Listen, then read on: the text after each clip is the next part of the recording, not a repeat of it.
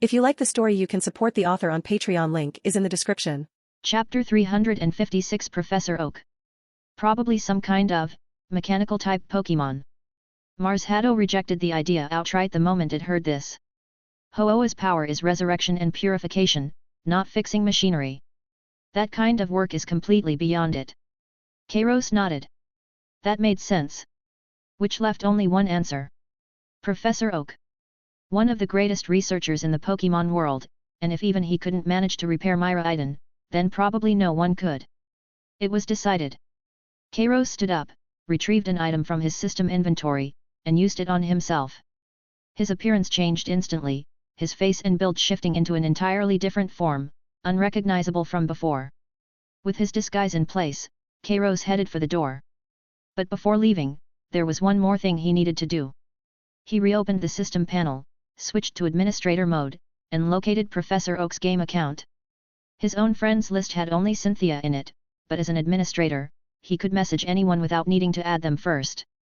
Using the Golden Wind account, he sent Professor Oak a message. Once that was done, he closed the panel, called out to Marzhado, and walked out of the villa. Meanwhile, at Professor Oak's end. Inside the laboratory in Pallet Town, Professor Oak sat before his computer monitor, staring at the screen with intense focus. The screen showed the inventory interface of the rescue team game. Beside him sat another tablet, its surface covered in dense rows of data and handwritten notes. Professor Oak alternated between studying the game screen and scribbling on the tablet, muttering to himself as he worked. These berries appear to produce special effects on Pokémon within the game, and many of them correspond to varieties that exist in the real world. So could these berries produce similar effects in reality as well?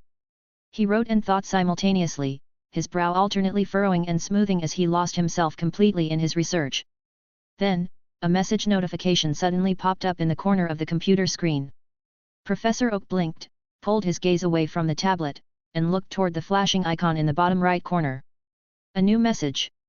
He set down the tablet and opened the messaging interface. His first instinct was that it was Cynthia. After all, she was the only person on his friends list, and she was the only one who ever messaged him. But the next moment, he froze. Because the sender was not Cynthia. The profile picture was a plain default icon, entirely black with no decoration whatsoever. The username, however, was rendered in gold, a single character. Wind. Professor Oak blinked, then opened the message. Hello, Professor. I am the game's creator. It is a pleasure to see that you have uncovered so much of scientific value within my game. I will be visiting your laboratory shortly and bringing with me a new research project. I hope you won't mind. Professor Oak's eyes went wide. The tablet slipped from his hands and clattered to the floor, cracking the screen on impact, but he paid it no attention whatsoever. The game's creator. The person who had made the rescue team game, who had made Emerald, who had created all of these impossible and extraordinary games, had actually sent him a message of their own accord? And intended to visit him? And was bringing him a new research project? Professor Oak drew a slow, deep breath and read the message twice more from start to finish, making absolutely certain he had not misread a single word. His hands were trembling slightly, not from fear, but from excitement. The kind of excitement that erupts from within a researcher when they stand before something unknown and utterly unprecedented, something they have never encountered before, and find it impossible to contain.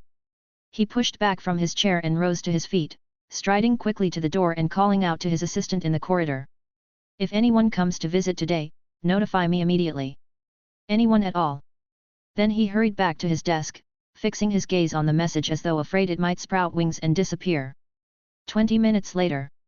Pallet Town. Kairos dropped down from Dragonite's back. Dragonite flapped its wings behind him a couple of times, let out a cheerful cry, and then disappeared back into its poke ball. Kairos looked up at the laboratory ahead. Professor Oak's lab was even more impressive in person than it appeared in the game. The building occupied an enormous footprint.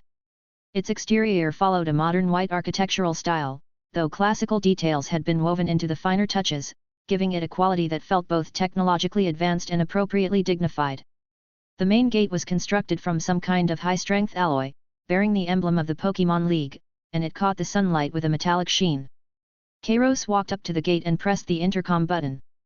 Before long, a man in a security uniform emerged from the guardhouse beside the entrance. He appeared to be in his early 30s, broad-shouldered and stocky, with a walkie-talkie clipped to his belt. He looked Kairos over with a stern expression. "Who are you here to see? Do you have an appointment?" Kairos shook his head. "No appointment. I'm here for Professor Oak." The security guard's brow furrowed. "The professor receives a great many visitors every day. Without an appointment, I can't let you in. Could I ask your name?" As he spoke, he raised a scanning device and swept it across Kairos. The screen on the device flickered a few times, then returned a result: no matching identity on file. The guard's expression shifted immediately. No identity on record? That was an exceptionally rare situation in the Pokémon world, and it generally pointed to one of two possibilities: either some kind of reclusive eccentric, or someone with no traceable background. "Sir, I'm going to need your cooperation. Please state your identity and purpose here, or I'll have no choice but to contact the authorities." Kairos stood where he was without moving or saying a word. A tense silence settled between them. Just as the guard reached for his walkie-talkie to call for backup, the front gate of the laboratory swung open from the inside. Professor Oak came striding out. He looked older than he did on screen, his hair now more white than dark, but he carried himself with vigorous energy, and his eyes remained as sharp as ever. The moment he stepped outside, his gaze locked onto Kairos. Though Kairos had changed his appearance, the message had said there would be a visit, and here, at precisely this time, was a visitor who had no identity on file. Professor Oak needed almost no time at all to confirm who this was. He hurried forward, his manner unusually deferential. "Please, come in. I've been expecting you." The security guard stood completely dumbfounded. He had worked alongside Professor Oak for years, and he had never once seen the professor greet a visitor like this. Oak was generally approachable, but he was visited constantly by all manner of people, league executives, champion-level trainers, and he received them all with the same mild, unhurried manner. He had never come rushing out to the gate himself, and certainly never with anything approaching this level of respect. Just who was this person? The guard stood rooted to the spot for a long moment, unable to come up with an answer, and could only watch as Professor Oak welcomed Kairos inside. Once they were through the gate, Kairos followed Professor Oak deeper into the facility, taking in his surroundings as they walked. The interior of the laboratory was even more expansive than the outside suggested. The corridors were wide and well lit, lined on both sides with individual research rooms. Through the glass walls, one could see all manner of precision instruments and equipment filling each space. Researchers in white lab coats moved busily through the rooms, some bent over microscopes, some poring over data, others conducting examinations on Pokémon, each one absorbed entirely in their own work. As they walked, Professor Oak offered brief explanations of what each room was used for, though Kairos could tell that the professor's mind was somewhere else entirely. His gaze kept drifting over, as though there were questions pressing at him from the inside, questions he was forcing himself to suppress. Beyond the research wing, they passed through to the rear of the building. Here, an enormous glass wall stretched from the floor all the way up to the ceiling, so clear that it was almost invisible. On the other side lay a vast rear courtyard. Across the wide expanse of green lawn, dozens of Pokémon were moving about freely. Some were chasing one another and playing, others were stretched out in the sunlight, and a few were splashing in a pool. The whole scene was full of vitality. This much resembled the setup in the animated series. Professor Oak's laboratory also functioned as a Pokémon boarding facility, and many trainers left their Pokémon here while they were out on their journeys. Kairos took in the view for a moment, then looked away. Professor Oak led him onward, and they eventually arrived at a room at the far end of the corridor. This was the professor's private office. It was a large room, though it felt anything but empty, because every surface was occupied by books and documents. Shelves ran from floor to ceiling, packed so tightly there was barely a gap, and additional stacks of research papers were piled on the floor. The desk was in a state of cheerful chaos: monitor, keyboard, folders, a coffee mug, all heaped together without any apparent system. Professor Oak cleared a space with a slightly embarrassed air, then poured Kairos a cup of tea. "Please, sit down." Kairos settled onto the sofa and took a sip. Professor Oak sat across from him, hands clasped on his knees, wearing an expression that was difficult to read: anticipation, nervousness, and an excitement he couldn't quite suppress. A brief silence fell over the room. Professor Oak seemed to be organizing his thoughts. He had so many questions that he wanted to ask. How had this game been made? Where did those items, so far beyond current technology, come from? How did the reward system manage to materialize physical objects?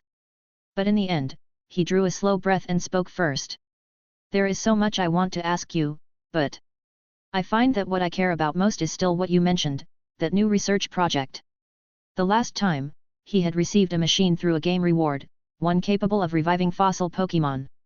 He had turned that machine over to the Research Council, and it had directly produced a breakthrough in the field of ancient fossil Pokémon studies. Several top researchers were still conducting an in-depth investigation of that machine, while he himself had been preoccupied with studying the various elements within the game, otherwise he would have joined them. And now, the very creator of that game was sitting before him, saying they had brought a new research project. How could he possibly not be excited? Kairos nodded. That did fit Professor Oak's character perfectly. Outwardly the warm and amiable Pokémon scholar, but at his core, an absolute research fanatic through and through. Without further preamble, Kairos reached to his side and unclipped a Pokeball. He pressed the button, and a beam of red light shot out, taking shape on the office floor. Myra Iden materialized before them both. It was not in good condition. The metallic shell bore several deep dents and cracks, and internal circuitry was exposed where the casing had broken away. Some wires had snapped clean through, and sections of the surface were scorched and blackened. The eyes, which should have been bright, were dim and lifeless, and the entire body lay perfectly still, like a piece of discarded machinery. Professor Oak blinked. He rose instinctively from his seat and moved toward Myra Iden, crouching down for a closer look. He did not recognize this Pokémon. It appeared in no existing Pokédex and matched nothing in any documented literature. But he could tell immediately that this was unmistakably a Pokémon, not an ordinary machine, because it carried the faint but present quality of life that only Pokémon possess, dim as it was at this moment. At the same time, it incorporated an extraordinary amount of mechanical structure. The design of those circuits and components was unlike anything he had ever seen, following none of the technical approaches used by any known mechanical Pokémon. There was a quality to it that transcended the current era, a design sensibility that belonged, unmistakably, to another era entirely, one that had not yet arrived. Professor Oak's hand trembled slightly as he reached out and carefully touched Meriden's shell, feeling the peculiar texture of the metal beneath his fingertips. Kairos spoke from beside him. This is a Pokémon from the future. And not just any Pokémon. It's a legendary. Professor Oak's head snapped up, his eyes wide. From the future? A legendary Pokémon. He had spent his entire life studying Pokémon and had encountered an extraordinary number of species, but this was the first time he had ever laid eyes on a legendary in person. He had previously handled items that Cynthia had retrieved from the game, and he had heard accounts of the spirit realm, but those had all been indirect experiences. Now, a real, tangible legendary Pokémon was lying right in front of him. He had never imagined that his first encounter with a legendary would happen like this. Kairos continued. It has malfunctioned in some way and needs help being repaired and studied. There's no obligation, of course. If your team can derive some new technology from examining it in the meantime, that's perfectly fine too. I'll continue looking into other options on my end. Oh, and its name is Myra Iden. I'll leave it in your care. With that, Kairos stood up. Professor Oak was still crouching beside Myra Iden, and for a moment he didn't react. Kairos didn't linger. He walked straight to the door. As he opened it, he glanced back over his shoulder. Professor Oak had risen to his feet by then, watching Kairos's retreating figure. His lips parted slightly, as though there was something he still wanted to say, but in the end, nothing came out. Kairos closed the door. Professor Oak stood there for a good while before coming back to himself. He looked down at Myra Iden lying on the floor. A legendary Pokémon from the future. To repair it. He drew a long, slow breath, then crossed quickly to his desk and picked up the intercom. All researchers, report to Laboratory 3 immediately. His voice carried an excitement he couldn't keep down. Cut all external communications to Laboratory 3. We are not accepting any further visitors today. He set down the intercom and knelt again beside Myra Iden, reaching out to rest a hand gently on its cold metallic shell. Technology from the future, is it? He murmured quietly to himself, and the light in his eyes grew steadily brighter. Chapter 357 Cynthia's Ultimate Wormhole Expedition, Cosmog. In Cynthia's live stream. After wrapping up the Rayquaza storyline, she didn't rush to push the main quest forward. She sat in front of her computer, staring at the Pokémon on her team screen, lost in thought. Her current roster was strong enough to steamroll most opponents, but the story ahead would surely throw harder challenges her way. Grinding for more levels was still the safest play. While mulling it over, she used Fly, and the screen cut to her character arriving in Movili City. She wanted to check on the ruins out in the desert. She had a vague memory of passing through earlier and leaving some puzzle involving the 3 legendary pillars unsolved. With a stronger team now, maybe she'd find something new. Her character hopped on the bike, crossed the desert on the western side of Movili City, and rattled along until the ancient ruins came into view. Just as she was about to head inside and explore, her phone rang. The caller ID read, Gladion. Cynthia picked up. Strawberry ice cream, things have changed. Gladion's voice was as cold as ever, but his words came faster than usual, a sign that something was off. The ultra wormhole readings just spiked dramatically. We're detecting signals of multiple portals opening simultaneously, and the numbers are way beyond anything normal. Cynthia frowned slightly. A large-scale appearance. She instinctively moved her character deeper into the ruins, and at that moment, a strange flash of light swept across the screen. She glanced down and noticed the ultra crystal in her character's bag glowing faintly. At the same time, the desert wall nearby began reacting in an unusual way. Rings of purple markings were spreading across the surface, as though something on the other side was trying to break through. Cynthia immediately understood what was happening. These ultra wormholes are resonating with the ruins wall. She tried walking her character into the wall. But the next instant, the character was thrown back, and a message flashed on screen. The ultra wormhole fluctuations are too intense. Entry is not possible. Cynthia clicked her tongue. Nothing was ever that simple. Just as she was turning to explore a different direction, her phone rang again. This time it was Nanu. She answered, and his low, gravelly voice came through. Champion, I'm sure you've noticed something's wrong with the ultra wormholes. The fluctuations are too violent for any conventional method of entry. Trying to force your way in would only tear you apart in the spatial turbulence. Cynthia gave a brief acknowledgement. So what do we do? Nanu paused for a second, then said, come to Stephen's mansion first. Gladion and I are both here. We'll explain how to break through the ultra wormhole. She hung up and used Fly again, sending her character to the city where the mansion was located. The screen transitioned to a grand, towering building. Inside the mansion, Cynthia found a sizable crowd already gathered in the main hall. Stephen stood at the head of the room, flanked by Nanu and Gladion, along with several people who appeared to be senior league officials. They were clustered around a massive holographic table displaying a map of the Hone region, dotted with over a dozen pulsing purple points marking the locations of the violently active ultra wormholes. Cynthia moved her character over to join them. After a brief discussion covering the current situation and their next steps, the group divided responsibilities.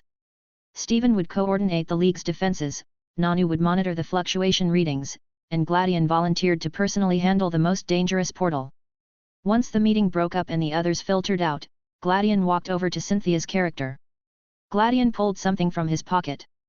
Remember that ultra crystal I gave you earlier? Take it out. Cynthia found the crystal in her bag as instructed. Gladion took it and fitted it into a specially designed wristband. The face of the wristband flickered a few times, then released a soft glow before settling back to calm. Gladion held the wristband out to Cynthia. Wear this. With it, you'll be able to sense the location and condition of nearby ultra wormholes far more easily, and more importantly, it will allow you to enter an active, fluctuating wormhole.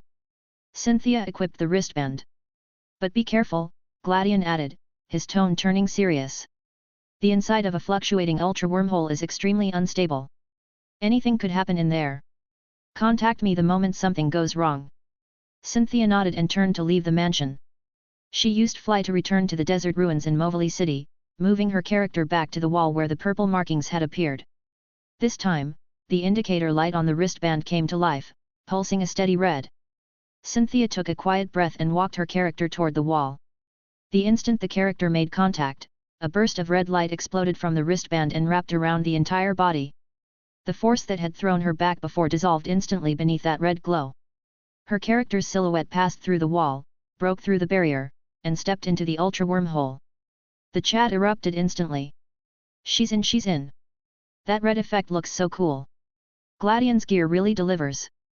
What's going to be inside the ultra wormhole? Please don't be more of those ultra beasts. Cynthia, be careful, this place already looks wrong. Cynthia studied the warping space and shifting colors filling the screen, her expression sharpening with focus. The moment her character passed through the veil of light, the scene changed completely. Gone was the dark stone wall of the desert ruins. In its place stretched an impossibly vast expanse. Cynthia instinctively stopped, holding her character still, her eyes scanning every detail on screen. So this was the inside of an ultra wormhole. Nothing like what she had imagined. There was no cramped, suffocating cavern atmosphere here. Instead, the space was so open it felt almost unreal. The entire area looked like a colossal rift torn through existence, with no visible edges above, below, or to either side. Countless points of light drifted slowly in the distance, like floating stardust or some kind of luminous particles. The ground beneath her character had a semi-transparent quality, and deeper layers of radiant energy seemed to churn just beneath the surface. The whole space carried a strange atmosphere. It wasn't exactly frightening, but it was far from peaceful, more like a place that belonged to no world, where every familiar rule had been thrown out. The chat went quiet for a moment, as though everyone had been struck silent by the scene. A few seconds passed before anyone spoke. The map design is incredible. Emerald can actually do this. It's so empty. There's nothing here.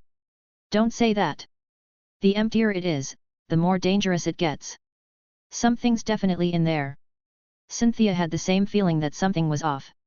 She quickly turned on the recording feature in her streaming software and started capturing the footage. What she was seeing inside the ultra wormhole might end up being a useful reference for the real-world portals later on. Documenting it couldn't hurt. At the same time, she shifted her team to battle readiness, keeping her fingers hovering over the skill keys, ready for anything. Her character moved slowly forward, each footstep resonating with unusual clarity through the vast emptiness.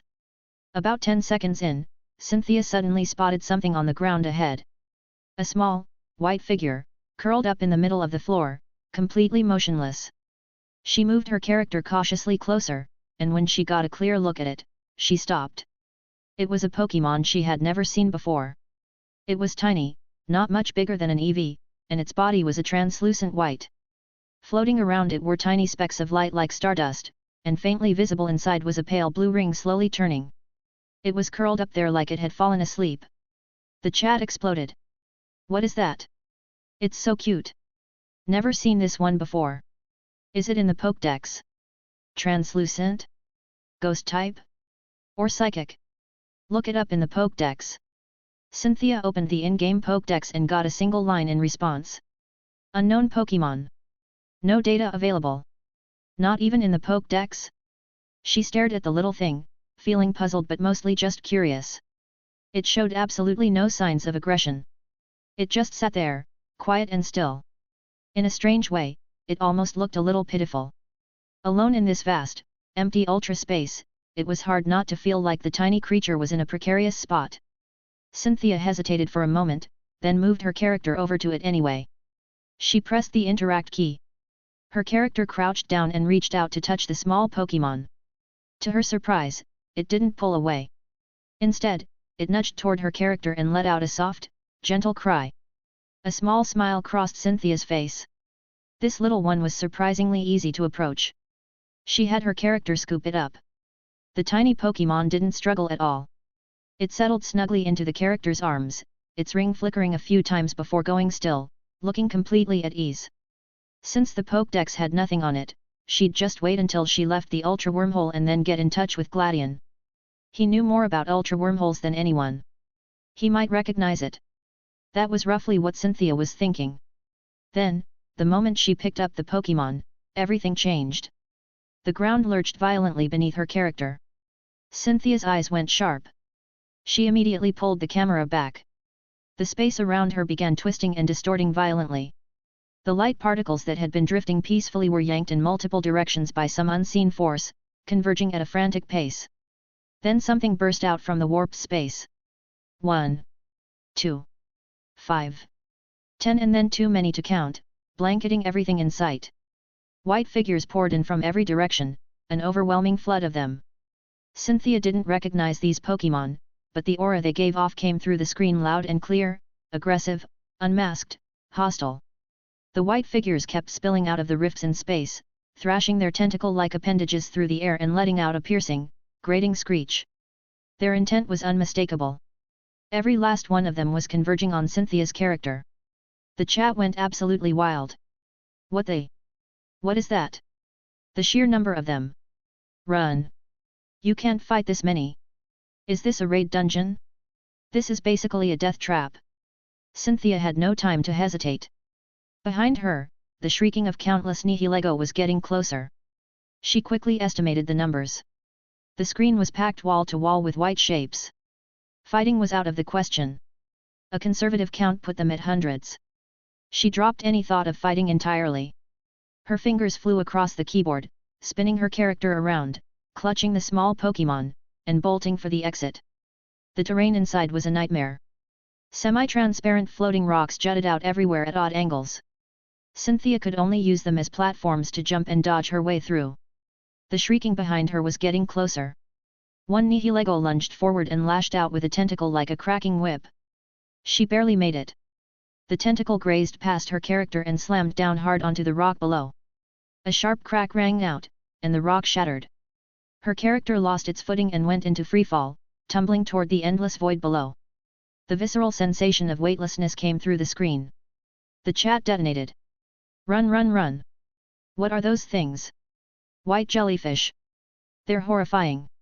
Cynthia, go! This is giving me chills. My trypophobia is kicking in.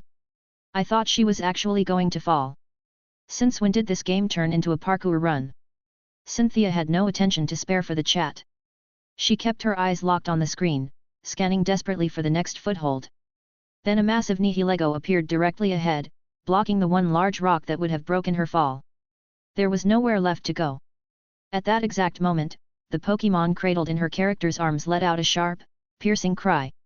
The pale blue ring surrounding its body began spinning rapidly. Then it exploded into a blinding surge of blue light. The entire game screen went white. When her vision returned, the camera had snapped to a completely different angle. Cynthia found herself no longer in that terrifying space. In front of her was the familiar exit of the desert ruins in Movili City. Behind her, on the wall, the purple rift leading into the ultra wormhole was slowly sealing itself, until at last it closed completely and the wall returned to how it had always looked. She had made it out. The chat went still for a single breath, then erupted. Teleportation? Psychic type. That tracks. So what even is this thing? That scared the life out of me. I thought she was going to die in there. Cynthia let out a long breath.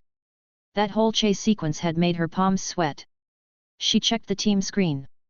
The Pokémon was still safe and sound in her character's bag, though its icon looked like it was trembling. And now, its name was visible. Cosmog. I've never heard of it either. Must be another new Pokémon.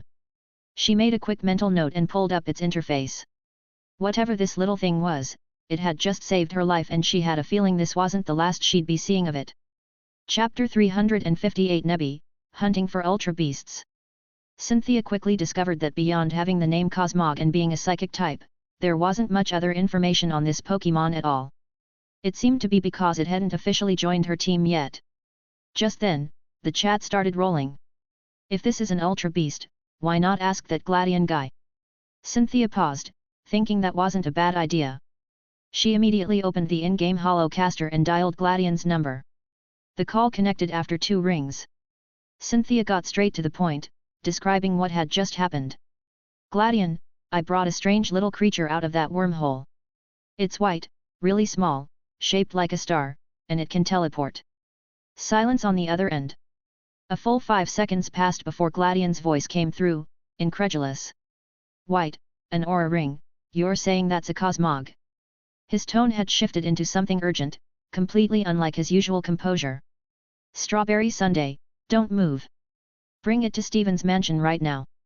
I need to confirm something extremely important. And as for how to catch it, I have to tell you in person. The line went dead. Cynthia stared at the darkened holocaster screen, lost in thought. So just what kind of Pokémon was this? The chat was buzzing with discussion about the name. Wait, Cosmog? What kind of name is that? It's so cute but the name is so complicated. Just give it a nickname. I'm calling it Little Meatball. That's worse than just calling it Cosmog, honestly. Cynthia used fly. With the cry of a bird Pokémon, the camera swept upward into the sky, clouds rushing past in a blur. Seconds later, her character landed in Slateport City. She headed straight for Steven's mansion. She hadn't even reached the door before she spotted Gladion standing on the front steps, arms crossed, pacing back and forth with barely concealed anxiety. When he saw her character approaching, he stopped. His gaze locked immediately onto the small creature cradled in her arms. "Get inside," he said, and turned to push open the door. Cynthia followed him in. The main hall was empty at this hour, the space feeling hollow and vast. Gladion stopped at the large table in the center of the room. "Put it on the table," he said, gesturing to the surface. Cynthia did as instructed and set Nebby down. The moment it touched the tabletop, it began spinning in curious circles, seemingly fascinated by everything around it. Gladion held out a red and yellow sphere. "This is an Ultra Ball. Try catching it first and see if it works." Cynthia found this a little odd. Just handing over a ball and telling her to catch it. The pacing felt rushed. Still, she opened her bag and took out the Ultra Ball. It arced through the air and struck Nebby squarely on the table. The ball burst open, a red beam of light engulfing the little creature and drawing it inside. The Ultra Ball hit the tabletop with a crisp clack. It began to shake. Once. The chat exploded immediately. "Can it catch it? Ultra Balls have a pretty high catch rate, should be fine." Just as the ball was about to shake a second time, a dull pop rang out. The ball cracked open right down the middle. A flash of white light, and Nebby reappeared on the table. It shook its head, blinking around in bewilderment, completely unaware of what had just happened. A red system message appeared in the center of the screen. "Catch failed. This target cannot be captured with a standard Pokeball." Cynthia stared. An Ultra Ball had just been outright rejected, without even a struggle. The chat erupted. "What the hell? It can't be caught. That was an Ultra Ball. Is this thing a legendary or something?" "Probably. Did you see the message? Cannot be captured with a standard Pokeball." Gladion looked at Nebby on the table and let out a heavy sigh. His expression held no real surprise. "As I expected," he said. "Cosmog, along with the Ultra Beasts you encountered in the wormhole, have a physical composition and energy wavelength completely unlike any Pokémon native to this world. Standard Pokeballs cannot recognize or lock onto their biosignals." He paused. "Cosmog is a particularly unusual Ultra Beast. It's said that once it matures, it becomes an extraordinarily powerful existence." Gladion reached into his jacket pocket and produced a small, finely crafted metal case. He set it on the table and gently lifted the lid. Inside, nestled on black velvet, sat 10 Pokeballs of a design unlike anything Cynthia had seen before. The lower halves were white, the upper halves deep blue, covered in intricate golden patterns. At the center of each ball, a tiny glowing crystal pulsed with a faint blue light. Cynthia zoomed in for a closer look, taking in these strange new items. The chat was immediately captivated. "New ball type? These look incredible, so blue. They look incredibly high-tech. So these are specifically made for catching Ultra Beasts." Gladion picked one up. "These are the latest development from a joint effort between the League and the Ether Foundation." He turned it over in his hand, a trace of pride in his voice. "We call them Beast Balls. The energy core is made from Ultra Crystals, designed specifically for capturing Pokémon from other worlds." He slid the entire case toward Cynthia. "Take them. All 10 are yours. You've already started exploring Ultra Wormholes, which means you're fated to deal with what lies beyond. Try one." Cynthia made a mental note to use them sparingly. 10 was not a lot. Special items in this game were never easy to come by, and if she ran out, there was no telling where she'd be able to restock. The chat agreed. "Only 10? Be careful with those, streamer. Try catching it already." Cynthia reached out and took one of the beast balls. The moment she touched it, a faint vibration registered through her mouse, as though a subtle current were running through the ball's surface. She stepped back, aimed at Nebby on the table, and pressed the throw button. The beast ball spun through the air toward its target. The instant it made contact with Nebby, it didn't release the red light of an ordinary Pokeball. Instead, it erupted in a dazzling cascade of blue luminescence. The light streamed out like chains, wrapping around the little creature in an instant. Without so much as a sound, it was drawn inside. The beast ball landed on the table. Once. Blue light raced through the golden patterns on the ball's surface. Twice.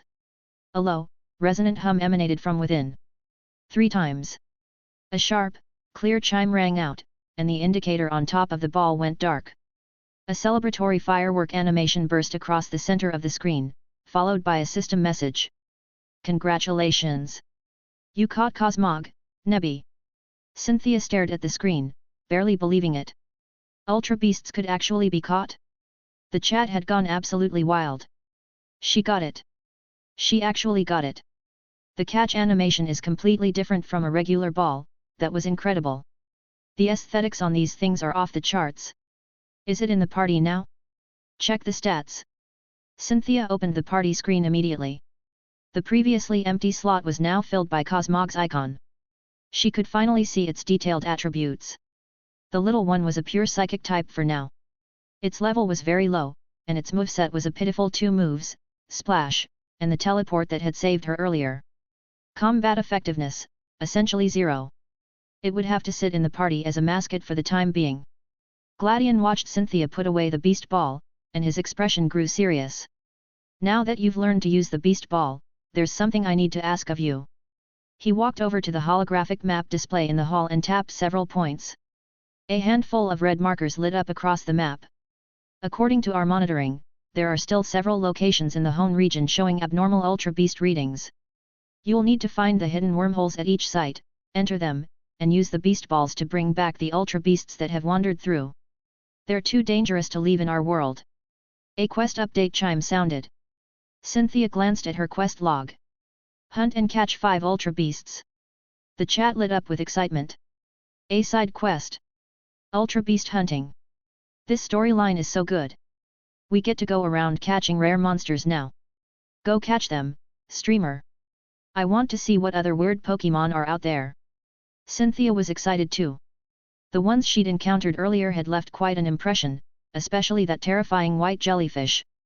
She couldn't wait to see what else was waiting out there. She left the mansion with Nebby in tow, placing it second in her party on the field slot. It couldn't battle, but watching it drift around behind her character was undeniably adorable. The first red marker was on Route 110. Cynthia hopped on her bicycle and rode south from Moverly City. The southern stretch of Route 110 was thick with tall grass. Normally only a scattering of electric or grass types would appear here. But the moment she drew near the grass's edge, the wrist gauge on her character's arm flashed red and began emitting a soft beeping sound. She slowed her pace. She watched the screen carefully. Deep within the grass, the air seemed to warp slightly. Faint rings of purple ripples expanded outward. Without the wrist gauge to alert her, this kind of detail would have been almost impossible to spot. She pushed through the tall grass and pressed forward. Beyond it, a purple spatial rift had appeared out of nowhere, its edges crackling and sparking like arcs of electricity. Without hesitation, she walked through. The scene cut.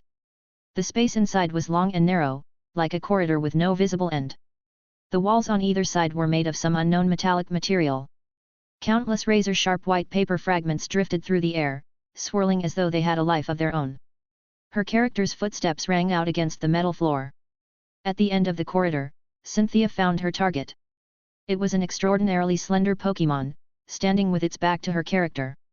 Its body appeared to be folded entirely from white paper, impossibly thin.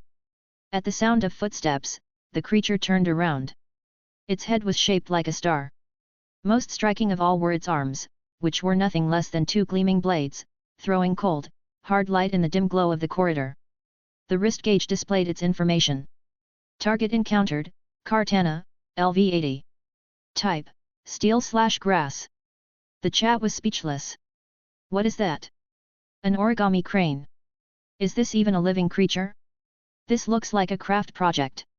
It looks amazing though. It's a grass type. Watch out, that thing looks like it hits hard.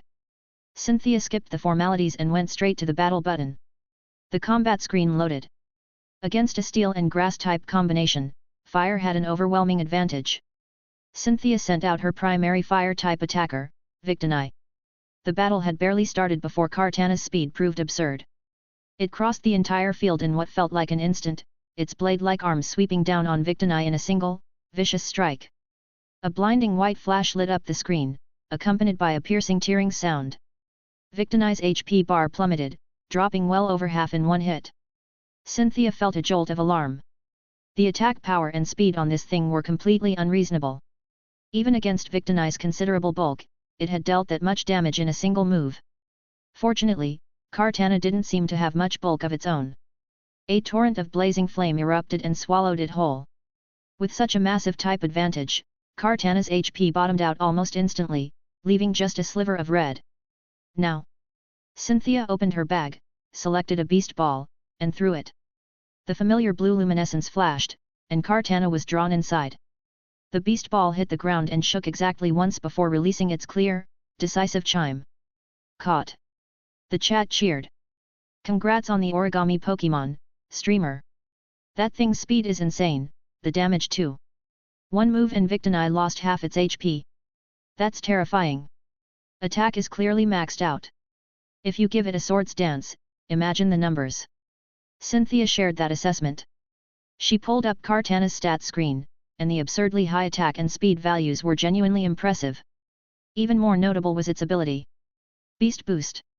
After knocking out an opposing Pokémon, the stat it excels in most is raised by one stage. That was a ridiculous level of power. The next target was on Route 115.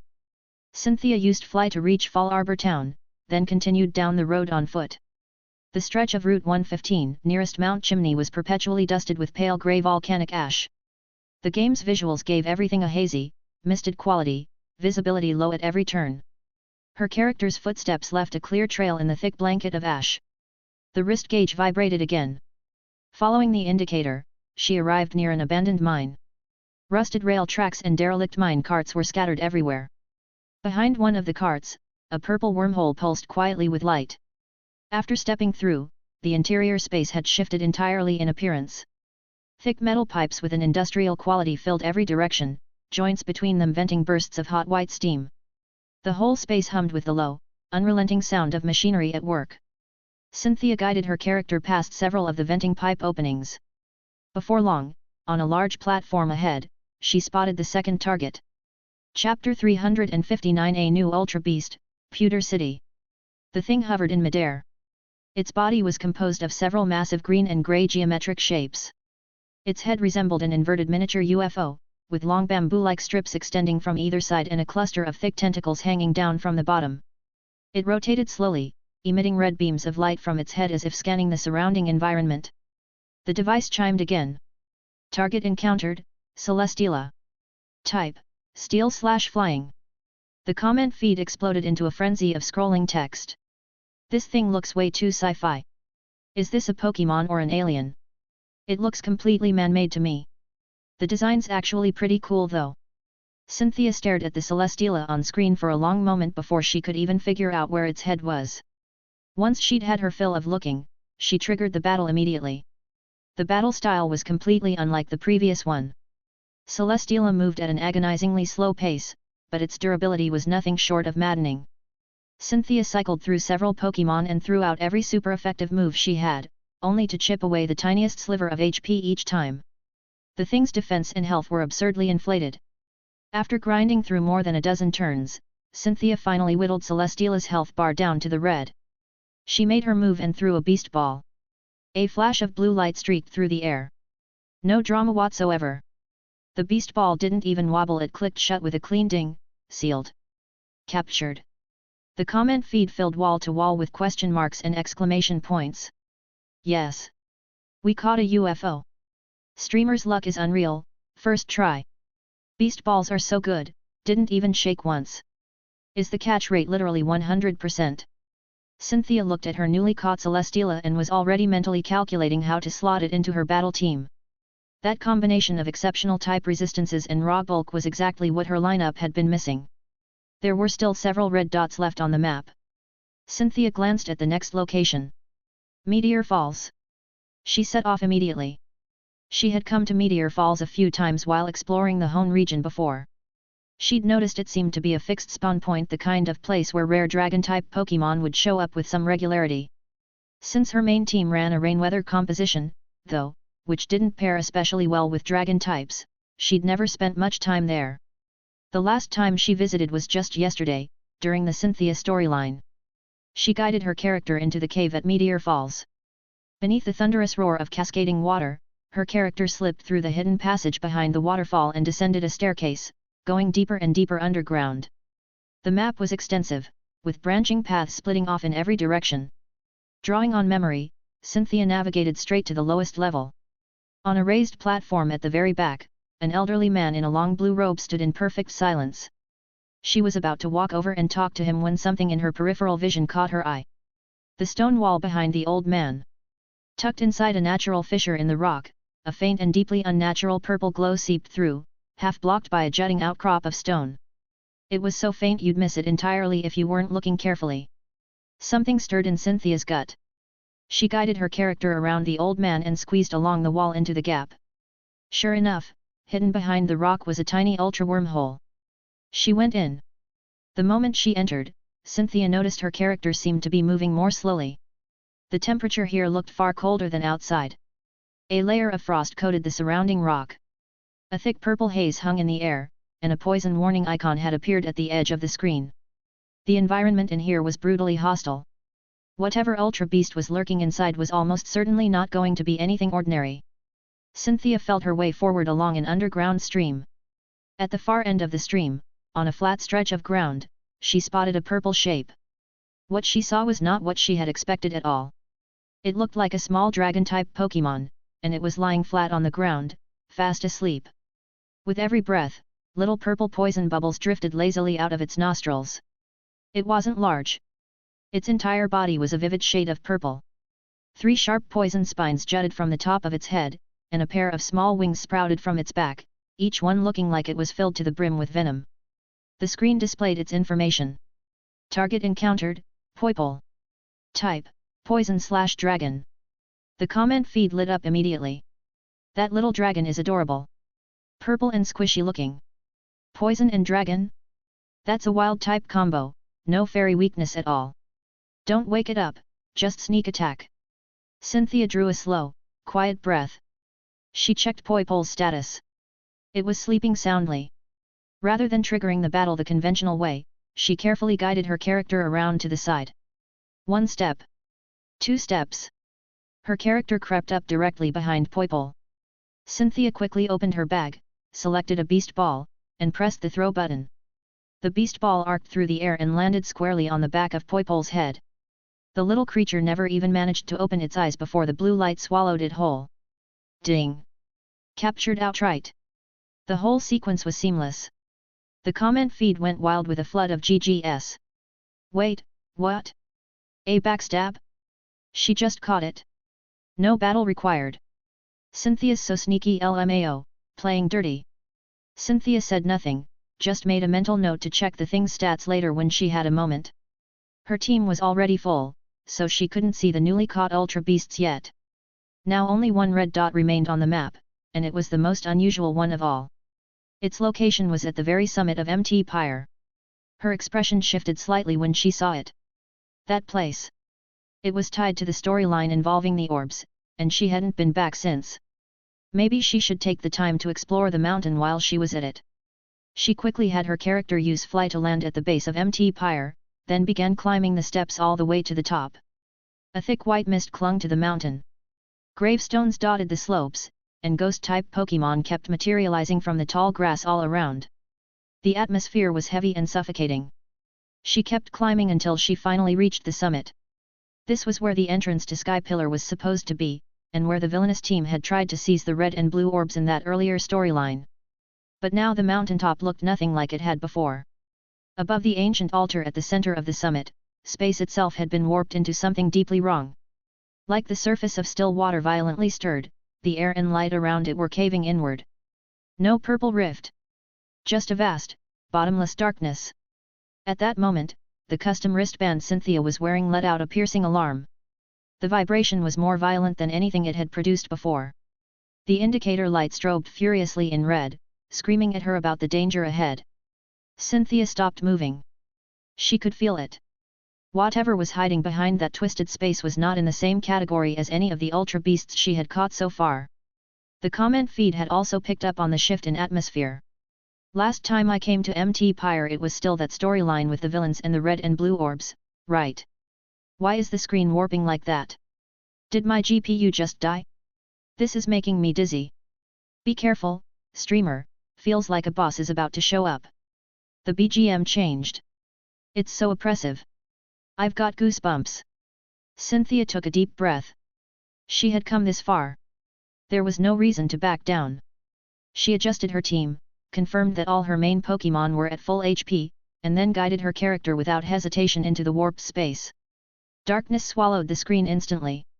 A second passed. Then a new scene crashed into view.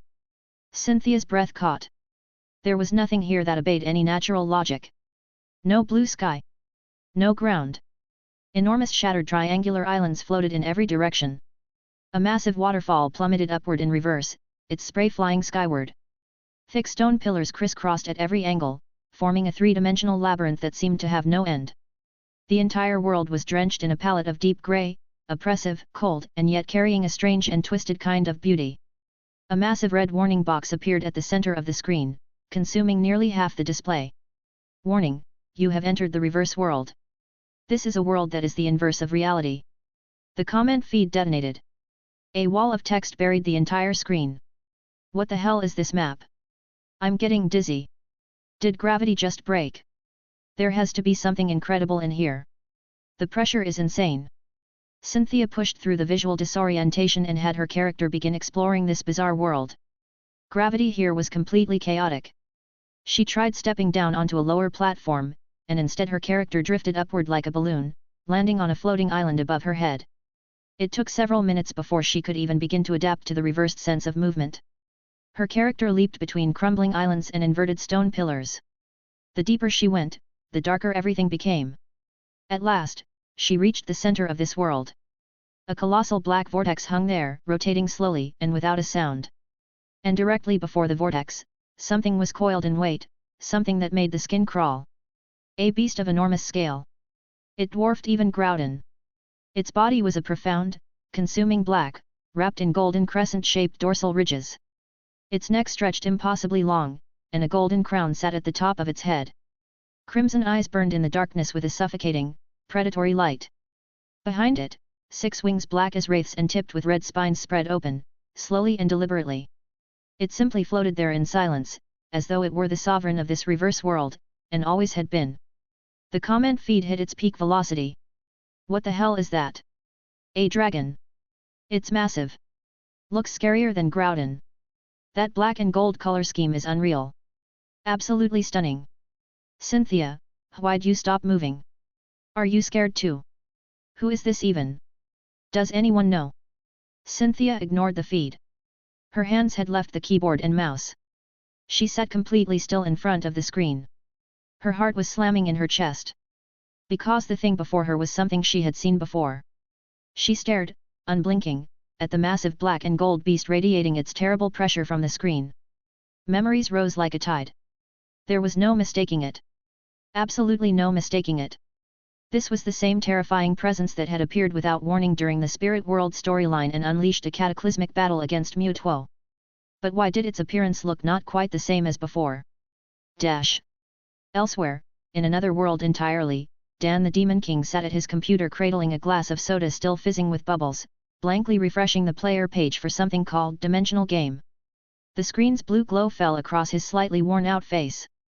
He checked the time every so often and muttered to himself. This author updates way too slowly. That fight where Caterpie used string shot last episode was great, and now it's been days and episode 5 still hasn't dropped? This is torture. He grumbled, fingers tapping out of habit on the keyboard, and hit F5 to refresh. The loading circle spun once. Then, without warning, the previously dim and lifeless episode 5 button blazed to life, a conspicuous new label blinking right beside it. No way. It updated. Dan the Demon King let out a shout and nearly dumped his drink all over the keyboard. He scrambled to set the glass down and clicked play with frantic hands, then quickly leaned toward his streaming mic. Guys! Get in here! Episode 5 of the original series just dropped. We've got the pewter gym battle, I heard there's a gym leader fight. Move it! He hollered into the stream, and the viewer count, which had been sitting at a few tens of thousands, instantly started climbing, quickly filling the screen. As the rousing music swelled and the screen lit up, the familiar opening played, and then the scene shifted. The outskirts of Viridian Forest. A breeze drifted through, rustling the leaves with a soft whisper. Ash, Misty, and Pikachu finally walked clear of the forest that had given them such a hard time. And above Ash's head, a butterfly with breathtaking wing patterns fluttered gently through the air with graceful ease. Its wings were covered in vivid, kaleidoscopic markings that caught the sunlight and shimmered, like something out of a work of art. That was Butterfree, the very same Caterpie from before, now having completed its first transformation. Misty took a deep breath, stretched her arms wide above her head, and let out a long sigh of relief. Finally out of there. That forest was enormous. If we'd gotten lost one more time, I think I would have lost my mind. Ash didn't respond to her complaint. He stood on a high ridge looking out at the distance, something burning bright in his eyes. Before him lay a grey city. Most of its buildings were constructed from dull stone, blending into the rocky mountains that surrounded it on all sides, exuding a cold and austere kind of strength. Ash raised his fist and called out, "Pewter City! Pewter Gym! Here I come!" Pikachu stood on his shoulder and cried out with equal excitement, "Pika!" Butterfree, drifting above them both, seemed to catch Ash's fighting spirit. It let out a clear, bright cry and swept its wings in a wide arc through the air. Down in the stream, the comment feed rushed in like a wave. Finally in the city. I was so lost in that forest I thought my brain was going to melt. Nothing but trees for ages. Got chased by Beedrill the whole way, probably still have stingers in my backside. We made it, finally. First gym coming up. Pewter Gym, right? Wait, what do gyms even do again? I just hope we don't get lost again once we're in the city. Please. Chapter 360 The Boulder Badge Gym, and the Special Training of Brock and Ash. The group made their way along a winding mountain path toward the city. The moment they stepped into town, a dry, rugged energy hit them head-on. Stone slabs were stacked everywhere along the streets, and even the planters by the roadside had been chiseled out of rock, giving the whole place a cold, industrial edge. As they walked, a street vendor caught their attention. The man wore a battered straw hat and a completely blank expression. His stall was covered in all manner of oddly shaped stones. Spotting them, the man waved them over with sudden enthusiasm. "Well, hello there. Looking to buy some rocks? These are genuine Pewter City specialty stones, the finest ones around. The name's Flint. I do stonework here locally." Ash leaned in for a curious look, then shook his head. "No thanks, we're heading to the Pokémon Center." Flint's eyes lit up, and his grin widened. "What a coincidence, I know that place well. I'm heading that way myself. Let me show you." Ash took him at his word and nodded. "That's great, thanks a lot, mister." The group followed Flint through several streets until they arrived at a building with a red roof, the Pokémon Center. In the live chat, viewers were already weighing in, and the comments were flooding in fast. "New NPC just showed up. He's giving off total shady merchant vibes. Feels like he's about to scam someone. Something off about this guy. That look in his eyes says he's not just a random passerby. Is rock really Pewter City's specialty? Even the locals are selling stones. How broke is this place? Flint? That name, why does it sound so familiar? I feel like I've heard it somewhere." Ash is way too trusting. Just letting a stranger lead him around. Someone's been reading too many fairy tales. No spoilers. No spoilers. Let's all guess who this guy really is. He's definitely important. Inside the Pokémon Center, Nurse Joy greeted them with a warm smile. Ash handed over his Pokeballs for recovery, but his gaze was immediately pulled to a large poster on the lobby wall. The poster displayed 8 badges of different shapes, with a bold line of text beneath them: "Collect all 8 gym badges to qualify for the Pokémon League." Ash's eyes instantly turned to stars. He pointed at the poster and shouted, "Misty, look!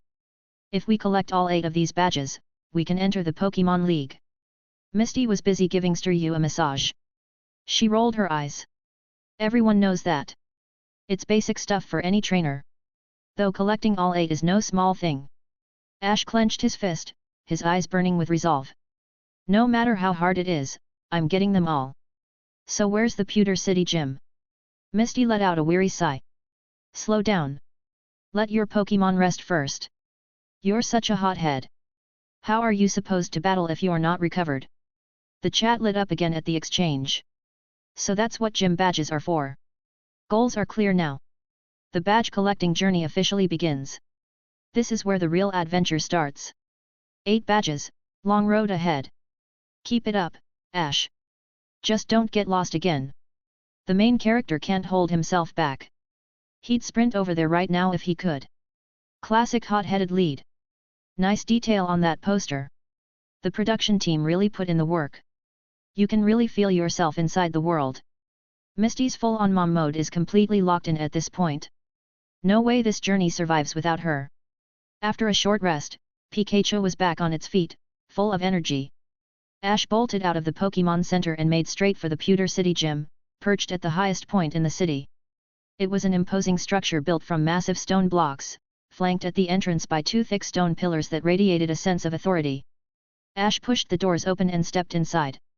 The interior was dim, with an air that smelled of dust and stone. Rocks of all sizes were scattered across the floor, making it feel like a natural cave. At the far end, a figure sat elevated on a raised platform. He wore a green vest, his grey hair pulled back into a spiky ponytail. His eyes were shut, his arms folded across his chest, still as a mountain. At the sound of footsteps, he slowly opened his eyes. They were sharp and composed. Brock's voice was low and firm. I am the Pewter City Gym leader, Rock-type specialist. The name's Brock. Ash met his gaze without flinching. I'm Ash, from Pallet Town. I'm here to challenge you for a badge. Brock gave a slight nod, still unmoving where he sat. The rules are simple. 1-on-1. The side whose Pokémon can no longer battle loses. Are you ready? The comment section exploded. The gym leader has arrived. Squinty eyes and all. He looks seriously cool. That design actually slaps. I looked it up. Rock type is super effective against electric, bug, flying. Pikachu is in serious trouble. The type matchup absolutely destroys it. Ash is already off to a rough start. Total type disadvantage. How is he supposed to fight through this? Brock looks so serious here. Completely different energy from how he turns out later. The guy has presence. Ash, I'm ready. Pikachu, I'm finished. This is literally hell difficulty. Brock rose to his feet and swept his arm out wide. Go, Onix. Boom. A massive Pokeball hit the ground. Red light flared, and the floor shook violently. A tremendous rumble rolled through the room. A colossal rock snake burst up from below. Its body was the size of a freight train, formed from an endless chain of enormous boulders. Its eyes blazed red as it looked down from on high at the tiny Pikachu beneath it. The sheer pressure it gave off was overwhelming. Viewers gasped. The comments started flying. It's that big. The size difference is insane.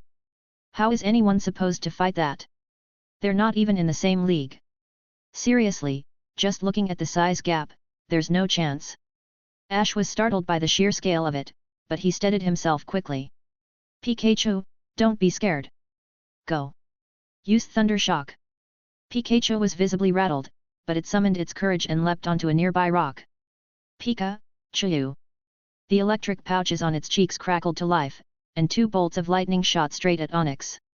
Sizzle. Sizzle. Sizzle.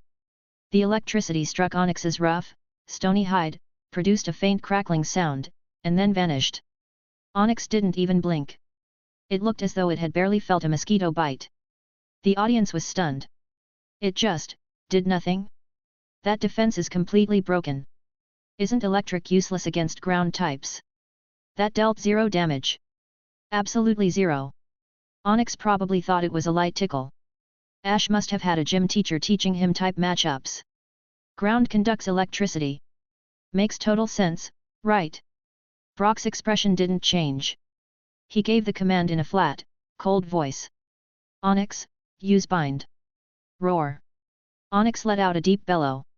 Its massive tail whipped around in an instant, coiling tightly around Pikachu and pinning it in place. Pika. Pika. Pikachu cried out in pain, the coils tightening with every passing second. It was on the verge of losing consciousness. Ash panicked. Pikachu. Use Thunder Shock again. Shock it loose. Pi, Ka. Pikachu strained with everything it had and released another burst of electricity, but again it vanished without effect. Ash tried to recall Pikachu, but the distance was too great, and the red beam from the Pokeball couldn't reach Pikachu locked inside those crushing coils. Watching Pikachu fade, Ash felt like something was being torn out of him. It felt like watching a piece of himself get crushed inside those coils. He bit down hard, eyes filling with tears, and shouted, "I give up." At those words, Onix slowly loosened its grip and dropped Pikachu to the ground. Ash rushed forward and scooped it up. Pikachu was covered in wounds, barely clinging on. The comments poured in again. They just got completely steamrolled. No chance to fight back. The gap is way too big. The main character loses his very first gym battle at lightning speed. That's brutal. This one's gonna sting. Pikachu looks absolutely wrung out. Ash, get to the Pokémon Center fast. So that's the real level of a gym leader. This isn't something you win on pure guts. Ash carried Pikachu out of the gym, head hanging low. The setting sun stretched his shadow long and thin behind him, making the whole scene feel quietly heartbreaking. Just outside the doors, the stone vendor, Flint, was leaning against the wall, waiting. Flint looked at Ash's hollow expression and let out a slow breath. Lost, didn't you? I figured you would. Come with me. Viewers watching this exchange started speculating all at once. He was waiting this whole time. This guy is definitely not just some random vendor. Something's going on. Is he about to hand over a cheat code? Is this the start of the special training arc? Classic lose the fight, meet your mentor setup. I know exactly where this is going. Training montage incoming. Who is this guy, really? Why does he care so much about Ash? Is he some kind of hidden master? Flint brought Ash to a small, run-down wooden cabin. It was modest, but clean and neatly kept. Ash set Pikachu down on the couch and tended to it carefully. Just beyond the window stood a larger house. Through the glass, the yard was full of children running around and playing, some mucking about in the dirt, others chasing each other. And there, under the covered walkway of the house, a familiar figure was hard at work. It was Brock, the gym leader they had just faced. He had shed his formal gym attire and was now wearing an apron, spatula in hand, stirring something in a large pot over the stove. A cluster of small children hovered nearby, drooling with anticipation.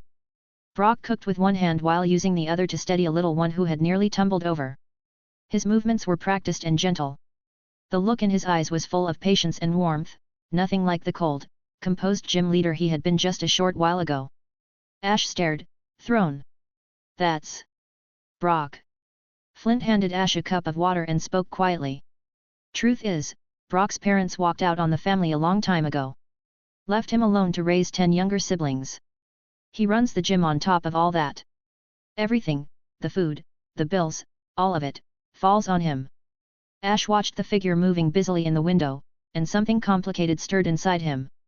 I had no idea, Ash murmured. Flint nodded slowly and continued. He used to want to travel, just like you. He wanted to be a Pokémon breeder. But he couldn't leave. What would happen to all of them if he did? The comment section filled up with sympathy and quiet reflection. So Brock's situation is really that tough. Parents gone, not dead, just walked out. That's honestly worse in a way. How irresponsible. He's playing both mom and dad at the same time. Spare a thought for Brock. That guy carries too much. No wonder he seems so much older than his age. Life made him grow up fast. Turned a kid into a caretaker overnight. 10 siblings, and he's running a gym on top of it all. The guy is basically a superhero. How does this vendor know all of this so well? Is he family or something? Flint looked at Ash and asked suddenly, "You want to beat Onix?" Ash snapped his head up, eyes burning. "Of course I do." Flint said, "Rock type is weak to water. That's common knowledge. But you don't have a water type Pokémon right now. And even if you did, it wouldn't matter if it wasn't strong enough. First things first, you need to make Pikachu stronger. I'll take you somewhere to charge it up with some serious training." From the side, Misty offered an idea. "Ash, why not borrow my Poliwag? Water type has the advantage over rock type. You'd have a much better shot." Ash shook his head and looked down at Pikachu, who was slowly recovering in his arms. No. I want to win with my own Pikachu. This battle belongs to the two of us. The comment section responded with an outpouring of support. The main character's backbone is showing. No shortcuts, just real strength. That's exactly the kind of lead we need. I'm with Ash on this one. A borrowed victory means nothing. Even if you win, it doesn't feel like yours. Charge training? That actually sounds legit. Pikachu is electric type, so a supercharged session is basically leveling it up directly. Misty meant well, but Ash is right. Your own Pokémon is always your most reliable partner. That training method sounds intense. Is Flint going to hook Pikachu up to a generator? Is this kid trying to turn it into a power plant? Night settled over the city. Flint led Ash to an abandoned watermill power station. The sound hit them before they even stepped inside a deep, grinding groan of wood and rushing water. Inside, a massive wheel churned against the current, its cables running to a generator that looked like it had seen better days. Flint slapped the side of the generator and raised his voice over the noise. Ready? We're going to use this machine to push Pikachu through an extreme charge session. This is my secret method, and it's one of a kind. Ash looked uncertain. Is this safe? Won't it be too much for Pikachu? Flint grinned. You want to get stronger, you've got to take risks. Come on, Pikachu, get up on the water wheel. Pikachu was nervous, but it trusted Ash and leapt up onto the spinning wheel. Switch it on. Flint threw the lever. Boom. A massive surge of electricity roared through the wheel. Pikachu erupted in a blinding blaze of electric light. Pika-chu-uu. Pikachu let out a long, piercing cry. Its fur stood on end as arcs of lightning raced wildly across its body as if they were living things. The whole shack shook. The light bulbs flickered madly, then burst with a sharp pop. The place very nearly came apart at the seams from the sheer force of it. Viewers watching were transfixed, and the comments went absolutely wild. This charging session is insane. Are they trying to blow up Pikachu? This is way too extreme. Pikachu is overloading. It's going to short-circuit. This feels like it's about to self-destruct. The shack, what did I ever do to deserve this? Why am I the one getting destroyed? I'm suffering. This is hardcore training. Only Pikachu could take this. Anyone else would have been fried by now. It looks painful just watching it. Is this actually training or just straight-up abuse? Flint is wild for this. By the time the night was over, Pikachu lay exhausted on the floor, completely spent. But the electric energy radiating off it was unmistakably stronger than before, as if something vast and powerful had taken root deep inside it. Chapter 361 The Iron Triangle complete, return to the rescue center. The next morning, sunlight fell across the stone steps of the Pewter City Gym. Ash arrived at the gym entrance once more, Pikachu at his side. Brock was seated in his usual place on the platform. When he saw Ash return, a flicker of surprise crossed his face. You actually came back? Didn't you just lose pretty badly yesterday? Ash lifted his chin and clenched his fists. This time I'm going to win. For the badge, and for Pikachu. The live chat filled with anticipation. Can he really pull it off? Feels like one night of training shouldn't be enough, right? Hard to say. Pikachu's eyes look totally different now, full of killer intent, well, battle spirit. Place your bets. Last call. Brock rose to his feet. You've got guts. Then let's begin. Go, Guadud. A peculiar rock creature with fists and arms appeared on the field. Ash stepped forward just as boldly. Pidgeotto, let's go. Pidgeotto swooped out, its wings whipping up a gust of wind. Pidgeotto, use tackle. Pidgeotto shot toward Guadud like a cannonball. Brock's expression remained blank. Guadud, use rollout. Guadud curled into a ball and barreled forward like a giant bowling ball, slamming straight into the diving Pidgeotto. There was a loud crack. Pidgeotto took the full impact of the hardened Guadud, let out a cry, and was sent flying. It struggled on the ground for a moment, then lost the ability to battle. The audience let out a collective sigh. Analysis flooded the chat. Is flying weak against rock too? Or is Pidgeotto just too fragile? I think it's the rock type's ridiculous defense. A bird slamming into a rock is just asking for it. Ash's tactics aren't working here. First turn and Ash is already down one Pokémon. Only Pikachu left. The pressure is real. Ash bit his lip. Come back and rest, Pidgeotto. Pikachu, it's all up to you. Pikachu leaped onto the field, sparks crackling across its body, noticeably stronger than the day before. Brock narrowed his eyes. Oh? Looks like you've improved a little. Even so, type matchups don't lie. Geodude, keep attacking. Pikachu, dodge, then use Thunderbolt. It was the first time Pikachu had ever used this move. Pika. Pikachu leaped nimbly over the rolling Geodude, twisted in midair, and the electric pouches on its cheeks erupted in a blinding flash of gold. Chew!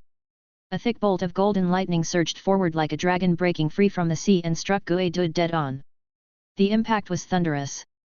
Geodude didn't even have time to cry out. It was charred black by the sheer force of the electricity, smoke rising from its body as it toppled stiffly to the ground. A one-hit knockout. The stream went absolutely wild. Holy crap! Thunderbolt. That move name is legendary. He finally learned the signature move. Quality leap after charging up. This is so much stronger than before. The damage is insane. Geodude literally got electrocuted black, ha ha ha. So satisfying. The damage output is broken. Brock's expression changed. He's rattled. Didn't expect Pikachu to get this strong, did he? But what happened to type disadvantage? What's going on? Brock looked at the fallen Geodude and adjusted his glasses. Impressive. Looks like you trained hard last night. But now it's time for my ace. Go, Onix. A deep rumbling shook the gym. The familiar Onix made its entrance, its massive frame blotting out the light and bearing down on everything with crushing pressure. Onix, use Wrap. Onix's tail lashed out, coiling toward Pikachu just as it had before.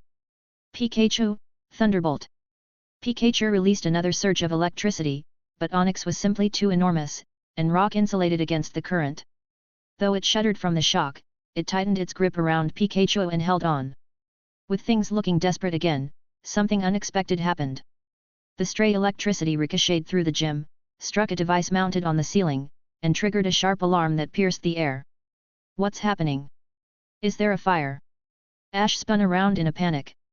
A moment later, the gym sprinkler system activated. Water cascaded down in sheets, drenching the entire arena in seconds. Onix was soaked through, water streaming down its rocky surface, and a grimace spread across its face. Its hold on Pikachu visibly loosened. In that instant, Ash looked at the dripping Onix and his eyes lit up. Now! Thunderbolt, full power! Pikachu drew a deep breath and unleashed every last bit of electricity in its body all at once. Pikachu! Golden lightning tore through the water pooling on the floor and coursed through every inch of Onix's body at once. The crackling roar was deafening. Water conducting electricity proved devastating. Onix let out an agonized wail, convulsing violently, and its enormous body crashed to the ground, splashing water in all directions. Its eyes went blank and spiraled, completely out of the fight. The battle was over. Just as Ash was about to cheer, the gym doors burst open. A group of children came rushing in. It was Brock's younger siblings. The eldest brother spotted the fallen Onix, sprinted forward, and planted himself in front of Ash, shouting, "Stop hurting Onix! Big brother, what happened to your Onix?"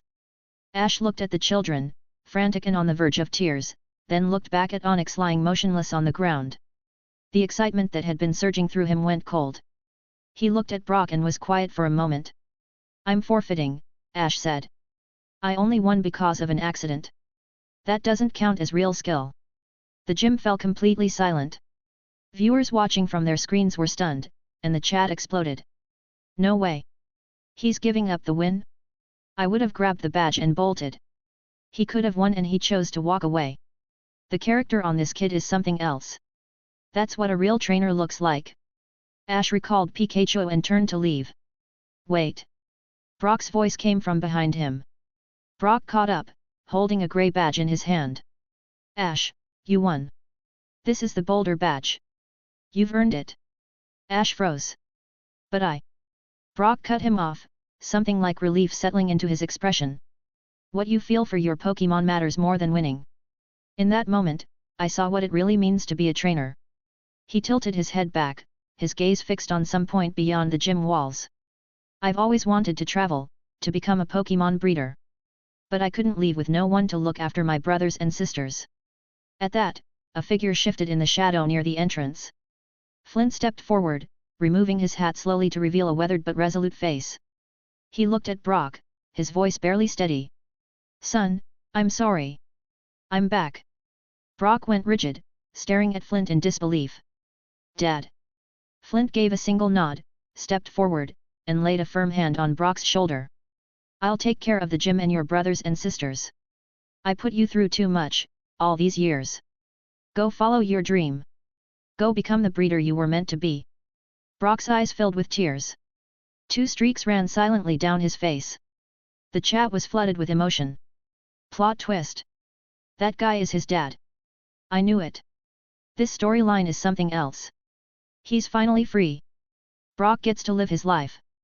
No more babysitting. This got me. Father and son reuniting. I'm actually tearing up. Flint, secretly a hidden powerhouse all along, returns to claim his legacy, crossed out, returns to take care of the family. Brock is joining the team. The main group is finally complete. Can't wait to see where this goes. Brock wiped his eyes and turned to face Ash, a wide smile breaking across his face. "Ash, can I travel with you?" Ash reached out his hand without a second's hesitation. "Of course. Let's go." Misty walked over, grinning. "Finally, someone dependable. Maybe now I won't keep getting lost following this blockhead around." "Hey! Who are you calling a blockhead?" The 3 of them laughed.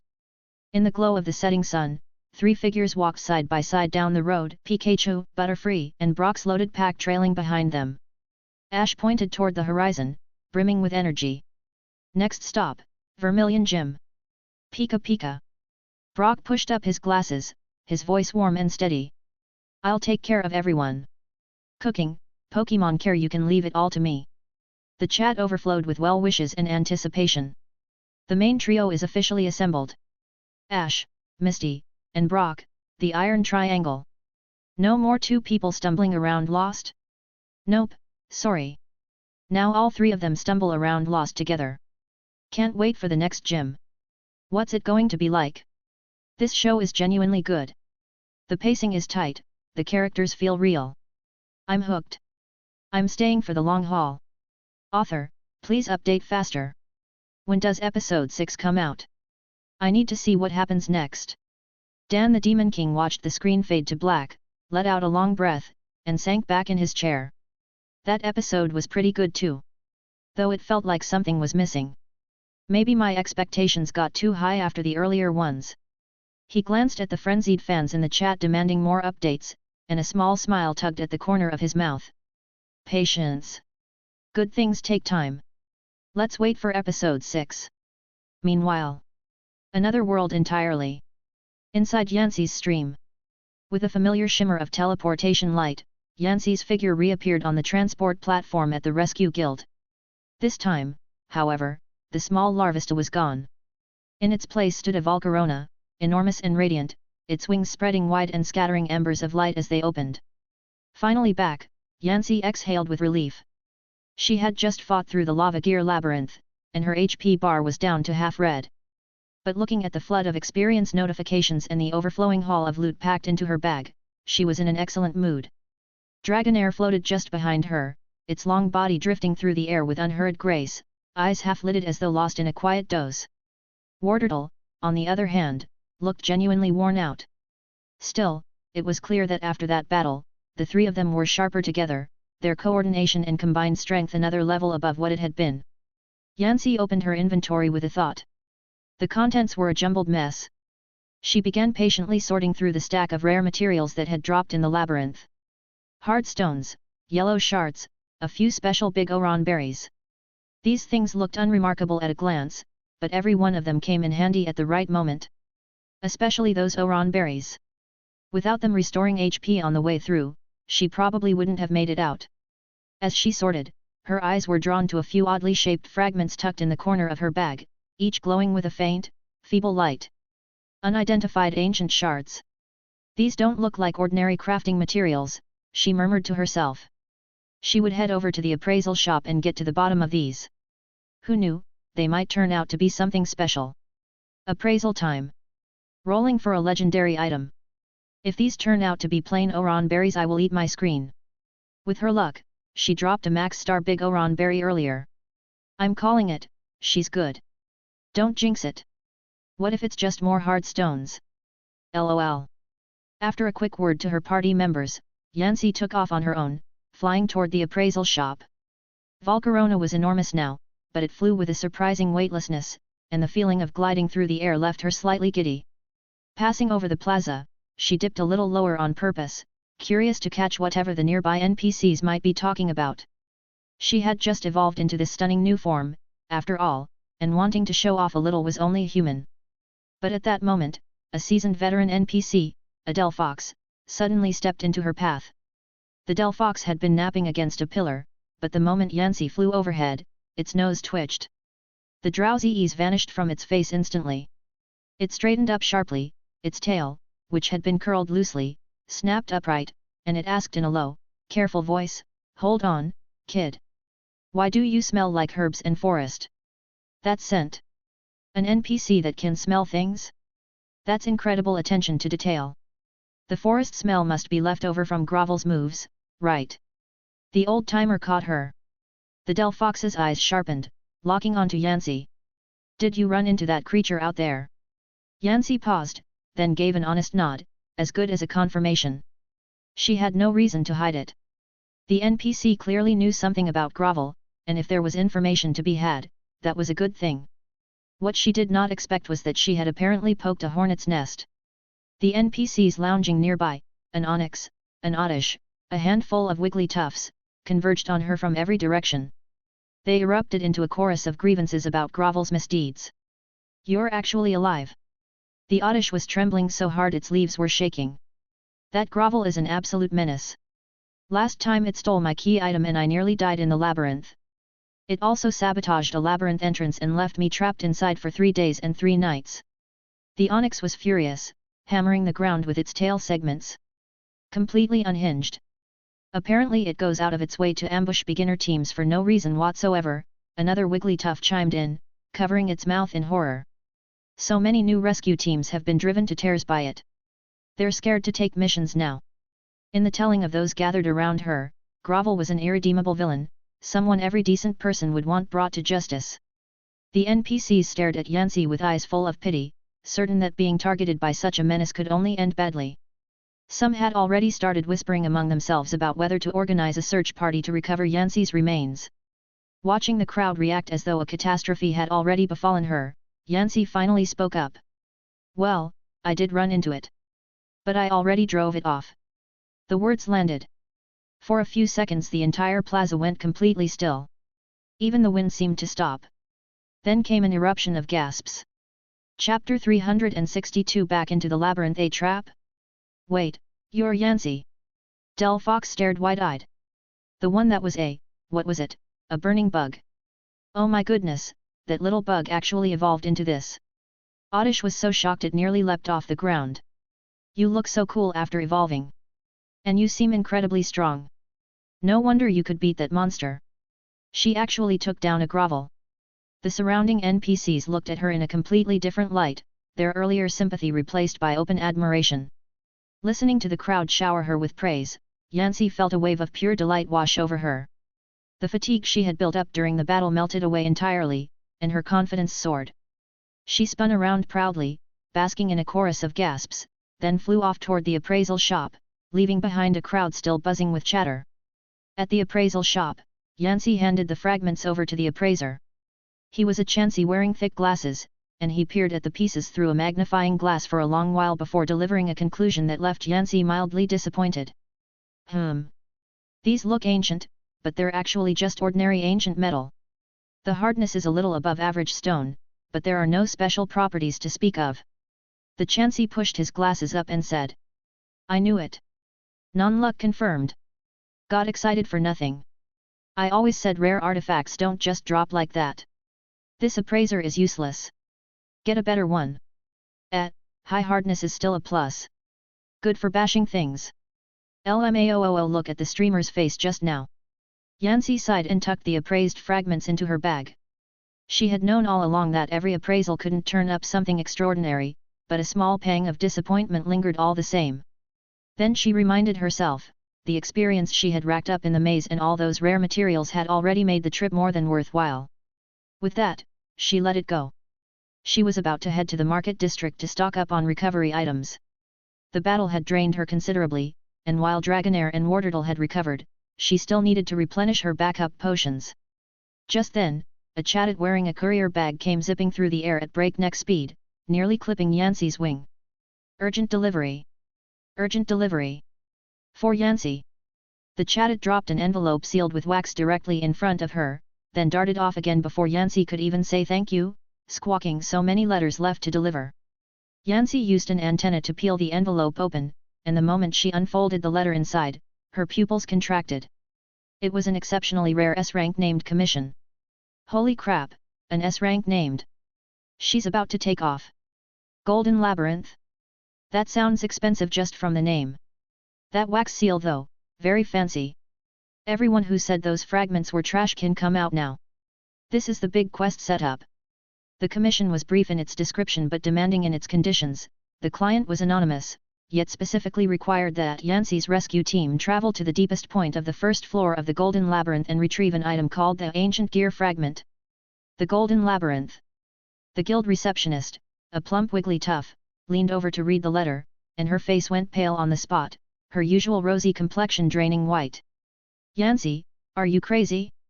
The Golden Labyrinth is a forbidden zone.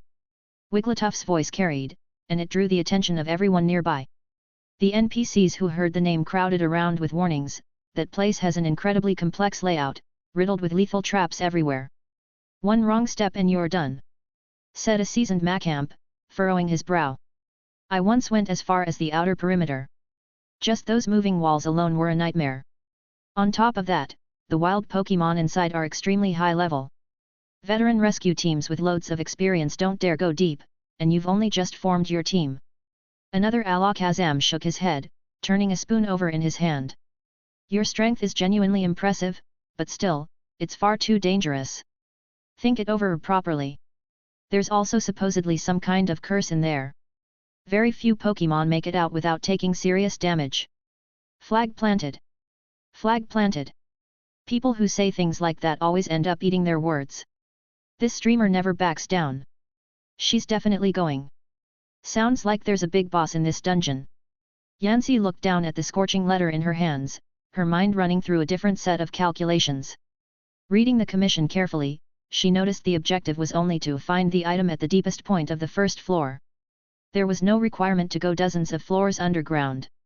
If it was just the first floor, surely it wouldn't be that terrifying. And on top of that, everyone had just acknowledged her strength, and the confidence that came with evolving into Volcarona was still fresh and bright inside her. This felt like a perfect opportunity to prove herself and earn a substantial reward. An S-rank commission's payout would certainly be generous enough to give the whole team a proper equipment upgrade. What's there to be afraid of, said Yancy, tucking the letter away. She turned to the gathered crowd with a confident sweep of her wings. If they named me specifically, that means I have what it takes. Besides, I want to see for myself what this so-called forbidden zone is really made of. Ignoring the crowd's concern, Yancy signed her name on the commission form, then spun around and called out to her companions, Dragonair, Wardurtle, let's move. Wardurtle was a little frightened, but seeing how confident her captain was, she pumped her small claws in the air all the same. Kami. Dragonair gave a quiet nod, his gaze as steady as ever, as though no danger in the world could leave a mark on him. Go go go! Our headstrong streamer, ready to send herself to, ready to claim first blood. Looking at this team composition, I actually think they can do it. Dragonair, it's fine. I'll handle it. S-rank quest. Sitting here waiting for the loot rolls. The entrance to the Golden Labyrinth lay hidden deep inside a dense forest. A crumbling stone stele stood at the threshold, carved with a skull, radiating a grim and eerie air. The moment they stepped inside, a suffocating pressure closed in around them. The Golden Labyrinth, true to its name, was not built from gold but from ancient rock that gleamed with a dim, tarnished golden light. These stones carried a weighty sense of history. The walls were blanketed in moss, and a thick purple mist hung in the air, cutting visibility down to almost nothing, leaving an inexplicable feeling of constriction in the chest. Yancy flew at the front, her Volcarona flames burning somewhat faint within the mist, their light barely reaching a few meters in any direction. She kept herself in a constant state of alertness, dreading whatever might come lunging out at any moment. The background music just went full dungeon. This fog has serious horror game energy. Visibility this bad? How are they supposed to fight in here? Streamer, turn on night vision, oh right, just breathe fire instead. Everyone stay sharp. The mist in here messes with your vision, Yancy said. Her voice bounced through the empty corridor, making it sound unsettlingly hollow. They had barely gone any distance into the labyrinth when Wardardle's nerves started to show. She pulled her neck in and murmured, Captain, I heard the terrain on every floor here is randomized. It's completely unpredictable. Maybe we should hug the walls? It's harder to get lost that way. It's fine. I've got this. Dragonair, who had been silent until now, suddenly spoke. His tone was as cool as always, and his words were few, but the mystical water drop gem on his body emitted a soft glow that functioned like a small radar, steering the team away from one hidden trap after another. Sure enough, at the next corner, Dragonair stopped abruptly. His tail swayed gently, signaling danger on the left. Yancy reacted immediately, guiding the team to press right. Dragonair MVP. That item is so useful. Thank goodness for Dragonair. Would have been a disaster without him. So this is what a legendary brings to the table. If they'd gone left just now, they probably would have gotten wrecked by a trap lol. As if on cue, a group of Macamp burst from the left wall, swinging their fists with full force into exactly where the team had just been standing, hammering a row of craters into the floor. That was close. Wardardle stuck out her tongue, still shaking. It was a good thing they had been warned in advance. Thanks to Dragonair's guidance, the team navigated through several waves of wild Pokémon encounters without any serious incident and finally reached the deepest point of the first floor. What awaited them was a vast underground ruin. The surrounding walls were engraved with elaborate patterns, and shattered stone pillars lay scattered across the floor. At the center of the ruins stood an ancient altar. The altar was covered in weathered murals. Despite the erosion of countless years, the images were still legible. Yancy drifted closer and studied them, discovering that every scene depicted Pokémon evolution, Magikarp leaping through the Dragon's Gate to become Gyarados, Metapod splitting its cocoon to spread its wings, Eevee branching into its many different evolved forms. Each image was strikingly vivid, as though every stroke were narrating a story of life transformed. These murals. Yancy traced the carvings with her gaze. They all seemed to be about evolution. Could this altar have been built to guide evolution? Looks like it's giving information related to evolution. Foreshadowing +1. Can someone use this to evolve my Magikarp? The artwork is genuinely beautiful. The development team put real love into this. Maybe you can learn new moves here. Wardardle nodded, her large eyes shimmering, as if she felt an instinctive sense of closeness to this place. Hey! I can feel something here, a really unusual kind of energy. It's warm, kind of like when you evolved just now, Captain. Dragonair drifted over as well and stared at a hollow carved into the center of the altar, expression thoughtful.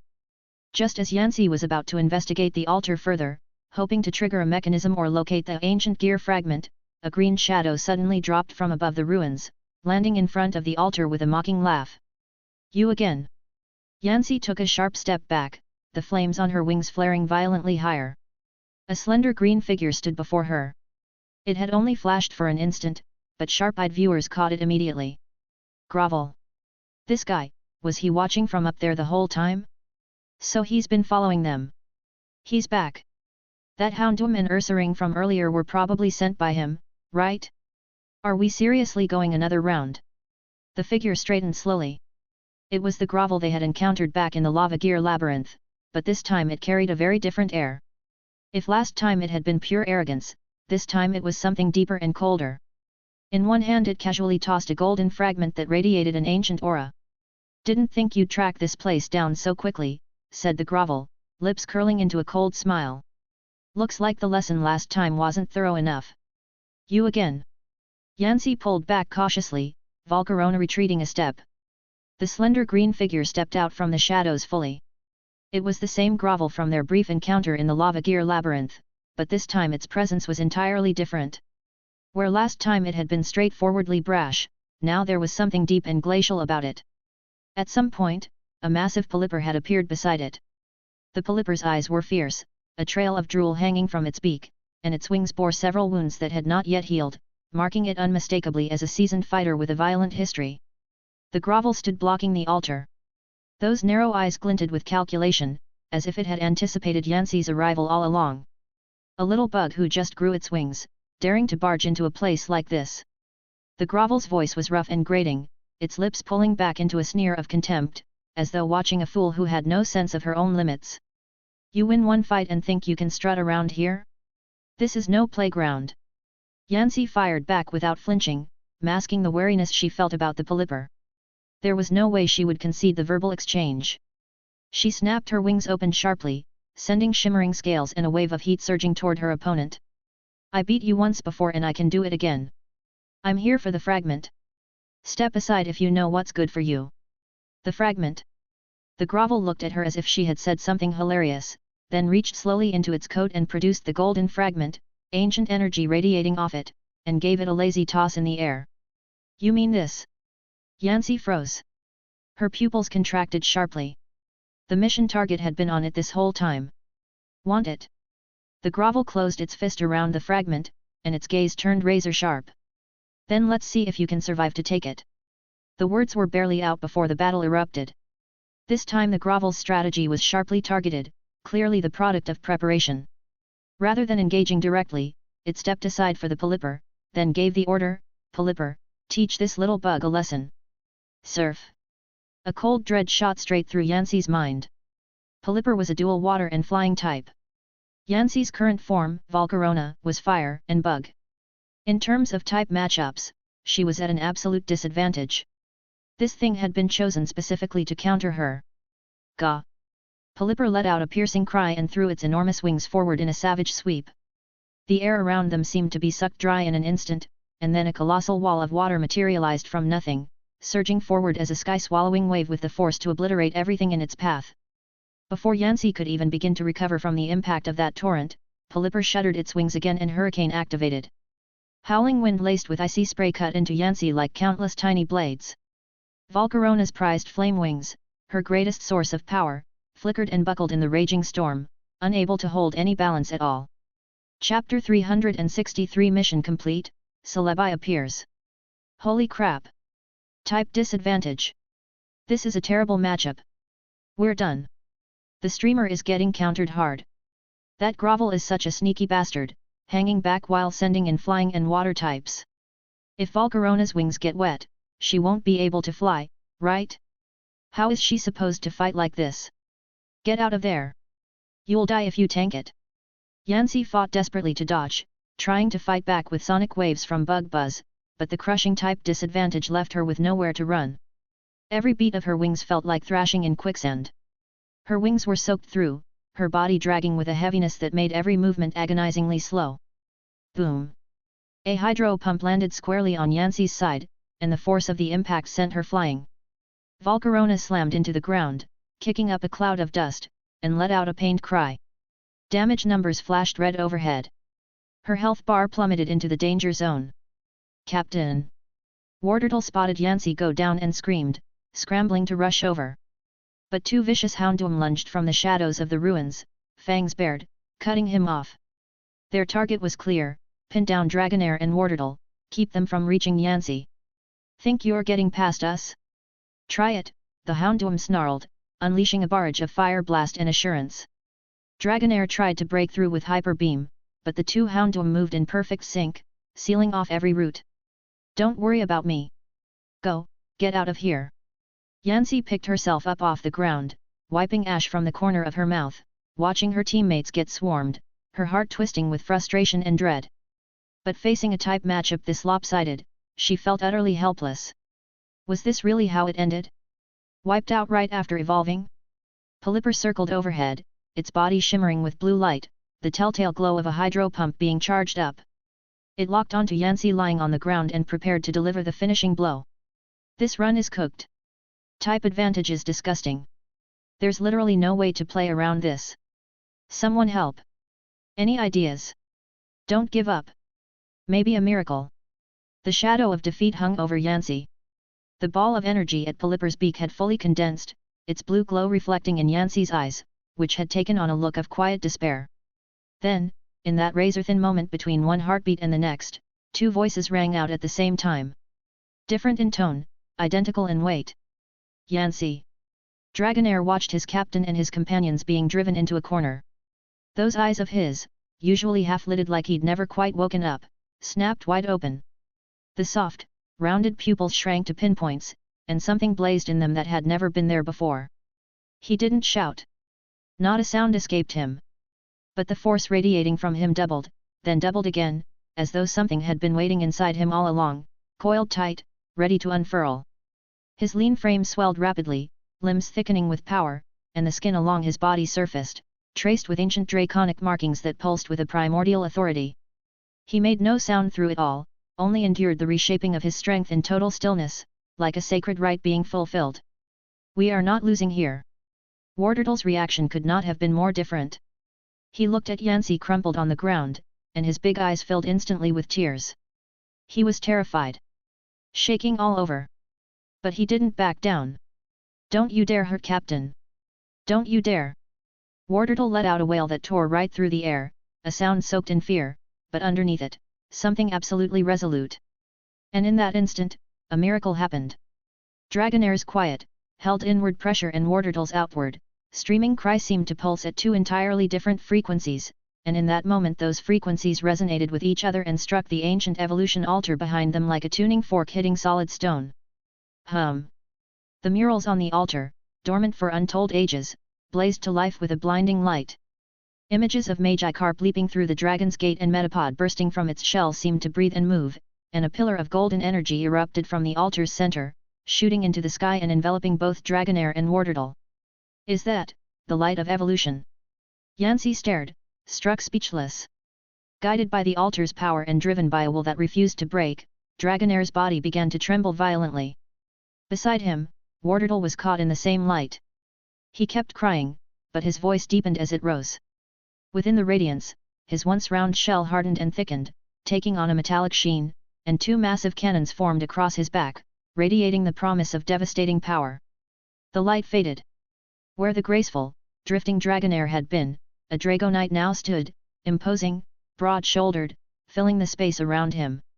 He still looked steady and unhurried, his eyes still warm, but the pressure coming off him was something else entirely. The air itself seemed to go still. A true king had arrived. And Wardurtle was gone too. In his place stood a Blastoise, composed and grounded. He wiped the tears from his face. The twin cannon barrels on his back gleamed cold, and the timidity that had lived in his eyes was simply no longer there. No way. Double evolution. Legendary evolution. Dragonite. He looks incredible. Wardurtle evolved too. Blastoise. This team just went to a whole other level. So that's what the altar does? I'm obsessed. Crying his eyes out 1 second, packing two cannons the next. The contrast is killing me. Now we're talking. The whole situation flipped in a single breath. The Houndoom that had been so insufferably confident a moment ago now felt something cold move through them, right down to the bone. The newly evolved Dragonite simply rolled his neck. Extreme speed. Boom. Nobody saw him move.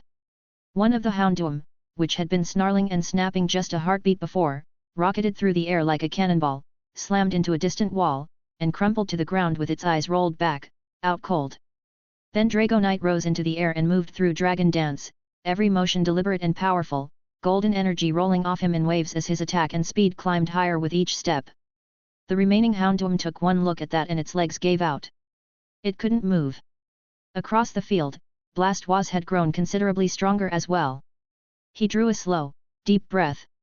Both cannons on his back fired simultaneously, unleashing twin high-pressure columns of water. Hydro pump. The move had several times the force it once carried, like two dragons surging out to sea, shattering the Houndoom's formation instantly and blasting the last of the enemies clear out of the ruins. With the small fry handled, Dragonite turned sharply. Those warm eyes had gone cold. He locked onto Polyper in the air without a second's hesitation. Yancy, you okay?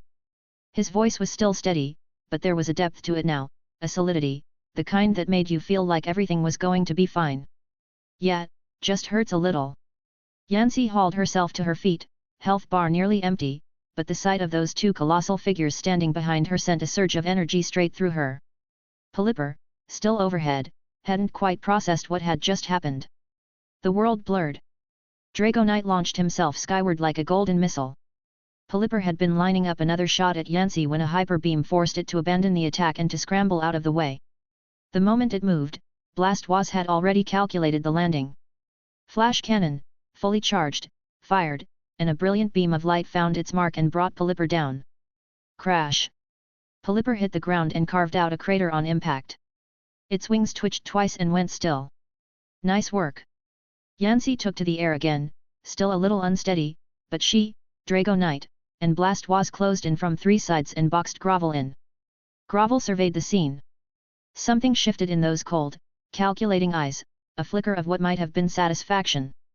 It didn't attack again. It lowered the leaf it had been holding and stood quietly beside the altar, waiting, as though it had been expecting this all along. That felt so good. Is this what it's like playing a maxed-out character in a starter zone? Dragonite with extreme speed and Dragon Dance, who survives that?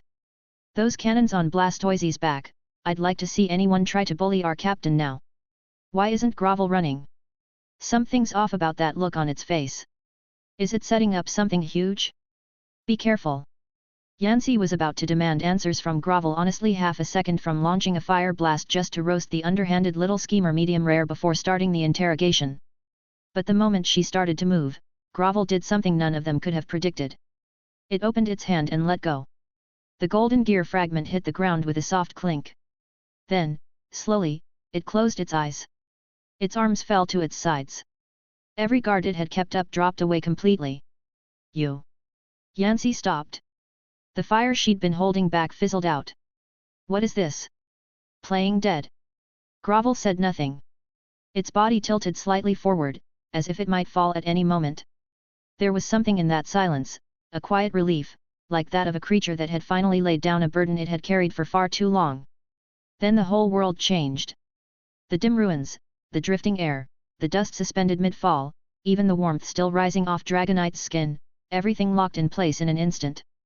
A strange grey wash swept over everything. Time stopped. Yancy realized with a jolt that her character couldn't move at all. And in that grey-white stillness, a single point of sacred green light blazed as if it were the only color left in the world. Space rippled like the surface of water, and a small, ancient figure drifted into being slowly from the void, Celebi, tiny and unhurried, radiating something that felt older than the ruins around them. The twin antennae on its head swayed gently. Leaf-like shapes floated in the air around it, mysterious and oddly endearing all at once. This legendary Pokémon didn't move toward Yancy. It floated instead to Grovel's side, extended its small hands, and opened a translucent green barrier that wrapped around Grovel with unmistakable tenderness. A dialogue box appeared. Celebi, after all these years, you're still the same. The chat started moving again. Wait, who is that? The effects. The BGM. They spared no expense. Time stop. Is it saving the villain? New enemy incoming. Even Dragonite got frozen. I don't think we want to mess with this one. Then Celebi's voice sounded directly in Yancy's ear, clear and light as water over stone. Do not harm him. He is not a bad soul. Yancy answered inwardly, still reeling. Who are you? This guy almost killed us just now. I am Celebi. And he is the gatekeeper I chose. Celebi moved its small hand, and images bloomed in the grey-white space around them, scenes from deep within the golden labyrinth. A tower, impossibly tall, wreathed in coiling black mist. Deep within the golden labyrinth lies a cursed tower. It is the source of the black fog, and that fog is steadily corrupting the data and the hearts of this world. Yancy stared at the tower in the vision, billowing with dark haze, and felt a chill settle somewhere she couldn't name. Grovel's cruelty, attacking newcomers, all of it was a test. A way to filter out those truly strong enough to enter the tower. He has been guiding those with the ability to break the curse, using his own reputation as the price. He has been trading what the world thinks of him for whatever chance of survival this world still has. So that was it. Yancy turned it over in silence. The only way to end it is to enter the tower and purify its core. But the tower is extraordinarily dangerous. You will need to be far stronger than you are today. Your evolutions this evening have proven that you are worthy. Celebi drifted to hover before Yancy and placed a single scale, shimmering with the patina of ages, gently in front of her. Yancy was still frozen in place, but items could still be stored directly into her bag. This is the scale of time. It is a gift, both a celebration of Dragonite's evolution and a tool for the journey ahead. Go. Grow stronger. Then save this world. With that, Celebi gathered the unconscious Grovel close. Both of them grew translucent, then transparent, and slipped away into a fold in space and time that sealed itself shut behind them. As they vanished, the grey began to drain from the world. Color poured back in. Time resumed its course. Grovel was working undercover this whole time? The writing on this is insane. I feel terrible for him. That's what a real hero looks like. Scale of time? That already sounds broken. When the moment of stillness passed, Grovel was gone. Only the gear fragment remained on the ground, lying there quietly, as if it had witnessed everything and had nothing left to say. Yancy stood still for a long moment. Then she descended slowly, reached down, and picked it up. It was cold to the touch, and heavier than it had any right to be. Let's go, she said finally, drawing a slow breath. She tucked the fragment away. Her voice came out a little quieter than usual.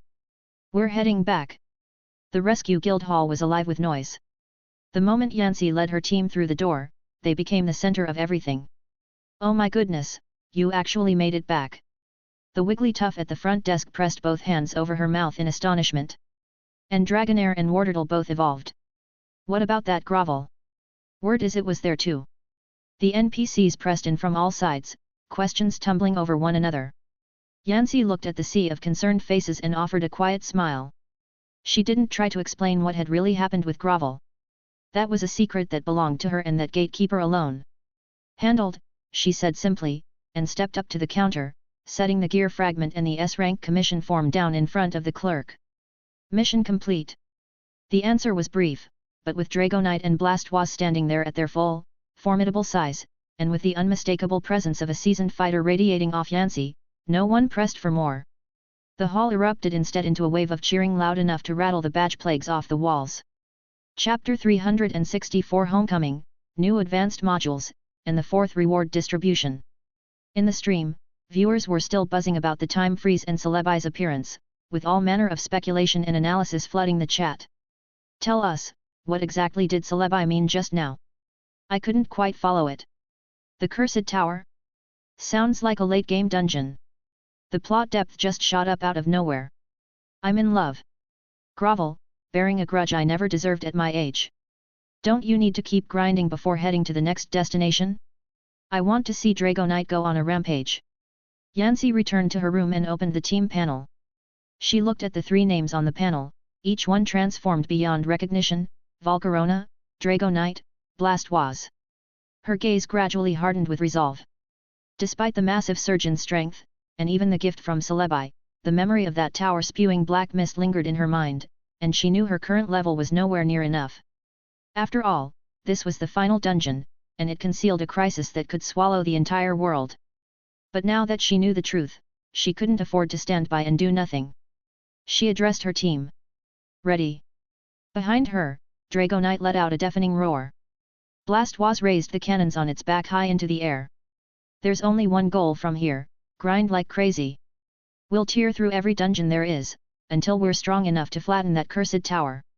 The scene froze on the trio's faces, burning with determination. A new adventure had officially begun. I'm fired up. Grind. Grind. Grind. For the world. For the Horde. Wait, no, for the rescue team. Go, streamer. We've always got your back. See you next chapter. Don't you dare miss it. Meanwhile, at the villa on the outskirts of Viridian City, it was another lively day. The midday sun spilled through the floor-to-ceiling windows onto the living room floor. It should have been a quiet, pleasant afternoon, but the kitchen doorway was decidedly crowded. A large orange dragon-shaped Pokémon had scrunched itself down, craning its not exactly small head into the kitchen, its stubby little wings gripping the doorframe as it let out a series of eager, whimpering cries. It was Drago Knight, naturally. Come mealtime, it would appear at the kitchen doorway without fail, faithfully taking up its post as a pre-dinner shadow. As far as it was concerned, those expensive energy cubes might provide all the fuel needed for battle, but in terms of taste, they were absolutely flavorless compared to anything Kairos made. Drago Knight, you're blocking the way. Kairos looked back at the big lug, a freshly washed tomato in hand, and shook his head with a helpless expression.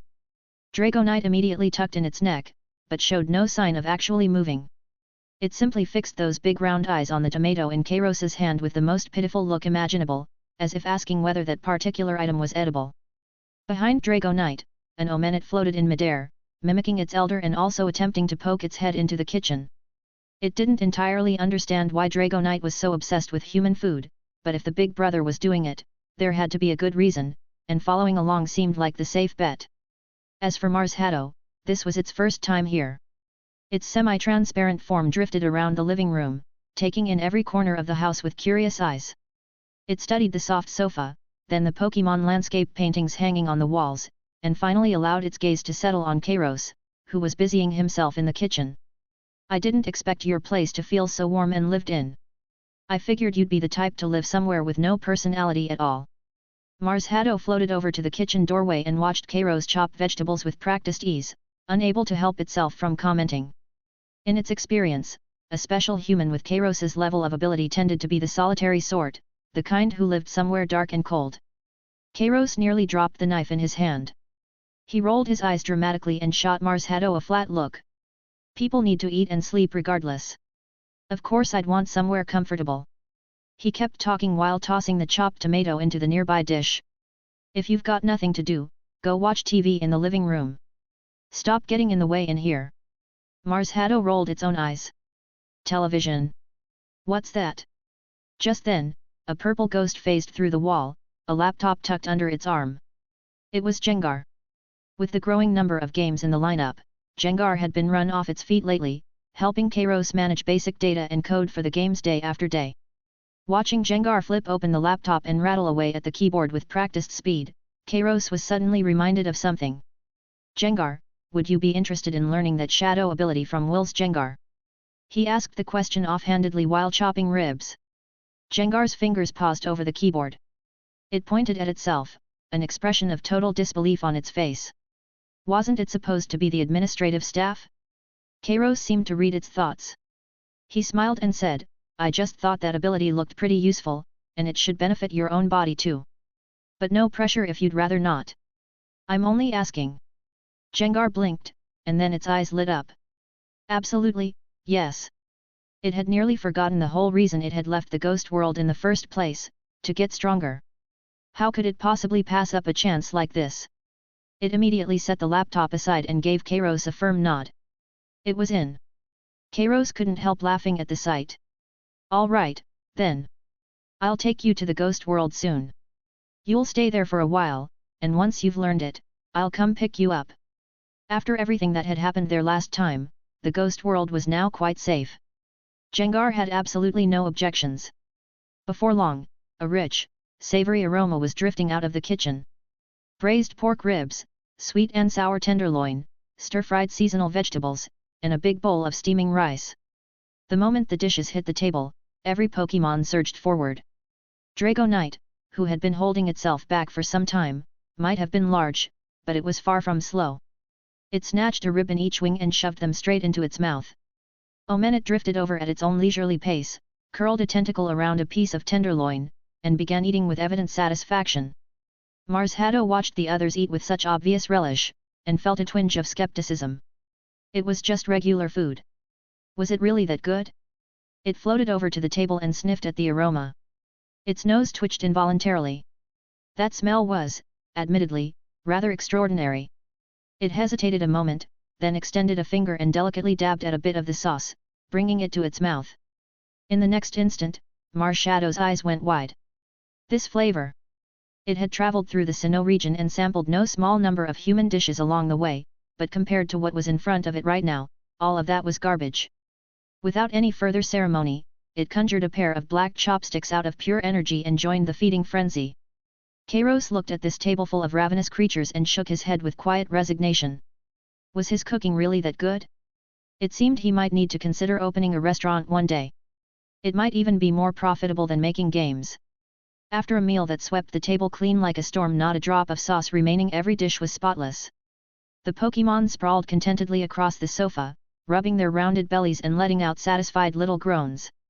Kairos tidied the dishes, washed his hands, and came to sit on the living room sofa.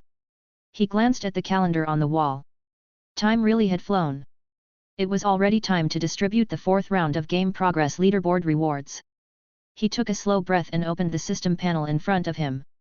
A golden display unfurled in the air, streams of data flickering rapidly across its surface. Looking at the emotional energy points ticking steadily upward in his account, Kairos felt a deep sense of satisfaction. Over this period, as several of his games had exploded in popularity, the emotional energy points in his account had seen substantial and continuous growth. Since rewards were due, he figured he might as well try his luck at the draw first. With a thought, he spent 20,000 emotional energy points and activated the lottery function. The wheel spun at dizzying speed in front of him, a whirl of vivid colors dazzling to the eye. A few seconds later, the wheel gradually slowed to a stop, the needle landing on a golden square. Congratulations, host! You have obtained an advanced item, Deep Black Flame Coal. The draws continued one after another, the system notification chimes sounding in rapid succession, and a pile of items materialized in Kairos's panel inventory. 10 minutes later, he opened the inventory and began selecting items suitable for distributing as player rewards. With Cynthia holding the top spot in the overall rankings, the reward could hardly be stingy. Kairos selected a candy radiating a faint luminous glow. Unlike the ordinary rare candies from before, this was a high-grade candy fresh from the draw that could instantly elevate any Pokémon's strength by a full tier, including Pokémon that had already crossed into the legendary threshold. Beyond that, he picked out a disc engraved with dragon-shaped patterns. It was a Draco Meteor trademark. If Garchomp learned it, its offensive output after Mega Evolution would probably climb by a considerable margin. For Lance. Kairos thought it over, then fished a gold and crimson scale out of the inventory. It was a draconic secret treasure, the Sky Dragon Scale. It held powerful dragon-type energy within it, and could be used to deepen a dragon-type Pokémon's affinity, directly boost a dragon-type Pokémon's strength, or serve as a held item. For Lance, it was a top-tier piece of equipment by any measure. For the other players, Kairos worked through the rankings one by one, distributing corresponding rewards based on their standing and contributions. Though none of these items struck him as particularly remarkable, in the hands of players at their current stage, they were genuinely extraordinary finds. Once the rewards were distributed, Kairos leaned back into the sofa and turned his thoughts to what lay ahead. It was possible that the worlds reached through the transit scroll would have no Pokémon at all. In that case, what would the game leaderboard rewards even look like in worlds without Pokémon? This was a very real problem. If Pokémon-related items were sent over, those players obviously wouldn't have any use for them, and might even think it was some kind of prank. If money was sent instead. Kairos rubbed his chin. That actually seemed like a decent option. The income he earned in those worlds would have nowhere to go anyway, so he might as well convert it into currency and distribute it as rewards. Direct, simple, and far more motivating. But there was, in fact, a third option. Something like, perhaps, bringing back specialties or abilities from those worlds into the Pokémon world. That capability, though, was still beyond him for now. Kairos gave a small shake of his head and set the thought aside for the time being. It was too early to be thinking along those lines. Better to handle what was in front of him first. He opened the mission panel and began taking stock of the current situation. The main storyline missions had all been completed for the time being, which was a relief. On the legendary Pokémon Dex, there was just one entry left before it would be fully lit up. That one might be resolved once Professor Oak finished repairing Miraidon, or perhaps he'd encounter a legendary Pokémon in the next world. As for the legendary Faith function, Kairos's gaze sharpened, and he went straight to Ho-Oh's entry. The Faith recovery level didn't appear to have triggered its reward yet. He would have to wait a little longer. In the next game, he'd find a way to build more faith for Ho-Oh and try to claim that reward. Even after spending 20,000 on items for the draw and the reward distribution, he still had over 90,000 emotional energy points left in his account. With that much sitting there unspent, Kairos felt a persistent itch. Time for another round of spending. He went straight to the advanced module section of the system shop. He purchased 4 advanced modules at once, spending just over 40,000 points. The first module was a pure enhancement module. Pan-Entertainment Resonance Amplifier. Effect: emotional energy points gained from non-game entertainment works such as anime and manga are increased 5-fold. This module was extremely useful to Kairos. After all, beyond games, he might branch out into other fields down the road. With this boost, the rate at which he accumulated points would accelerate considerably. The second module dealt with visual fidelity. Hyperrealism Visual Rendering Engine. Effect: comprehensively elevates the visual quality of games, animations, and similar content to the level of real-world human vision, and can even surpass real-world visual experience. This module was practically made for the VR games he had in mind. With it in place, the level of immersion in his games would reach a terrifying degree. The third module was designed to maintain the integrity of the gaming environment. Orders Verdict, Custom Violation Penalty System. Effect: automatically detects players engaging in prohibited behavior within games and applies customized punishments to them. Punishments include, but are not limited to, restricted movement, forced attribute reduction, and even being hunted by in-game monsters. For cheaters and players who deliberately ruined the experience for others, this module was the perfect enforcer. The fourth module was the one Kairos had been most eager to obtain. Dimensional Collapse, Cross-World Multiplayer Server. Effect: for the same game, players from different worlds can enter a shared server and communicate with one another. Applicable to multiplayer games only. Chapter 365 The Fifth World, Cyber City. No need to dwell on introductions here. Players from multiple worlds could now connect with each other online, and the boost this gave to overall replayability was enormous. Just as Kairos finished purchasing those 4 modules, the system chimed again. Ding! Host has purchased the required number of advanced modules. Special module unlocked. Special module, the border between illusion and reality. Purchase cost, 500,000 points. Effect: erases the boundary between the game and the real world, allowing objects from within the game to manifest in reality in some form, or allowing real-world objects to enter the game.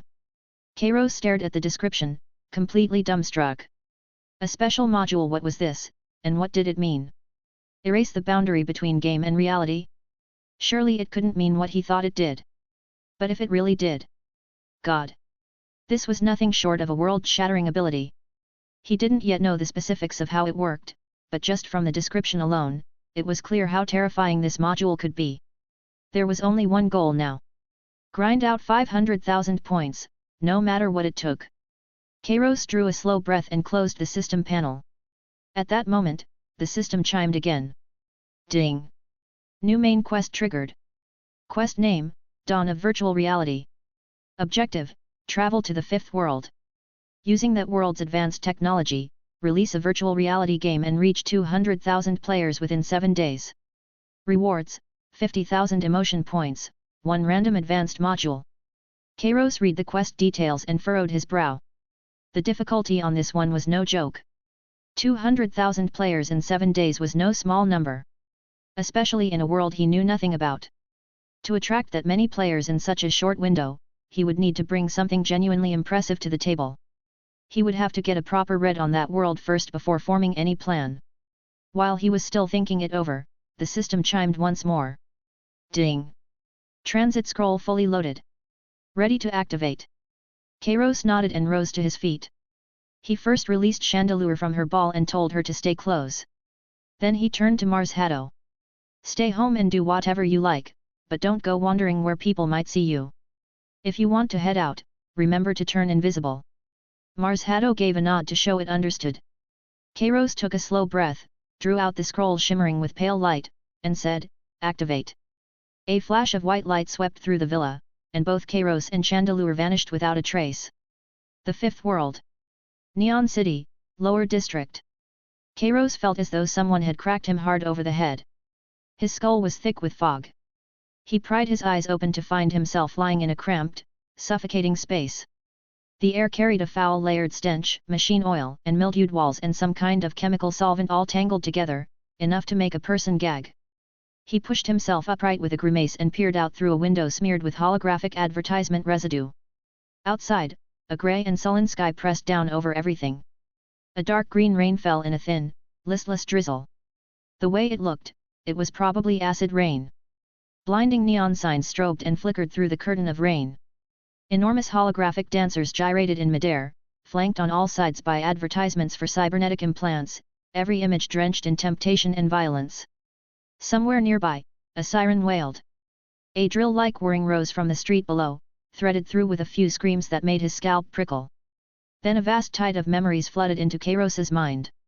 This world was called Neon City, a city with a distinctly cyberpunk character, technologically advanced in every regard.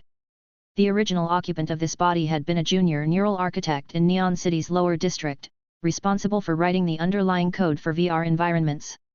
He was a wretched figure buried in debt. He had refused to embed psychic addiction code into a violent gambling game his company was developing, and for that, he had been squeezed out, docked pay, and now stood on the edge of being laid off entirely. On top of that, he had taken on enormous loans to cover his mother's surgery, and his life had collapsed into something that offered no way forward. What a start! Kairos let out a long sigh and turned to look at Chandelure, drifting quietly in the air beside him. The blue and white flame Pokémon seemed deeply unhappy with these surroundings. The fire burning around her body had dimmed noticeably. "Bear with it," he said.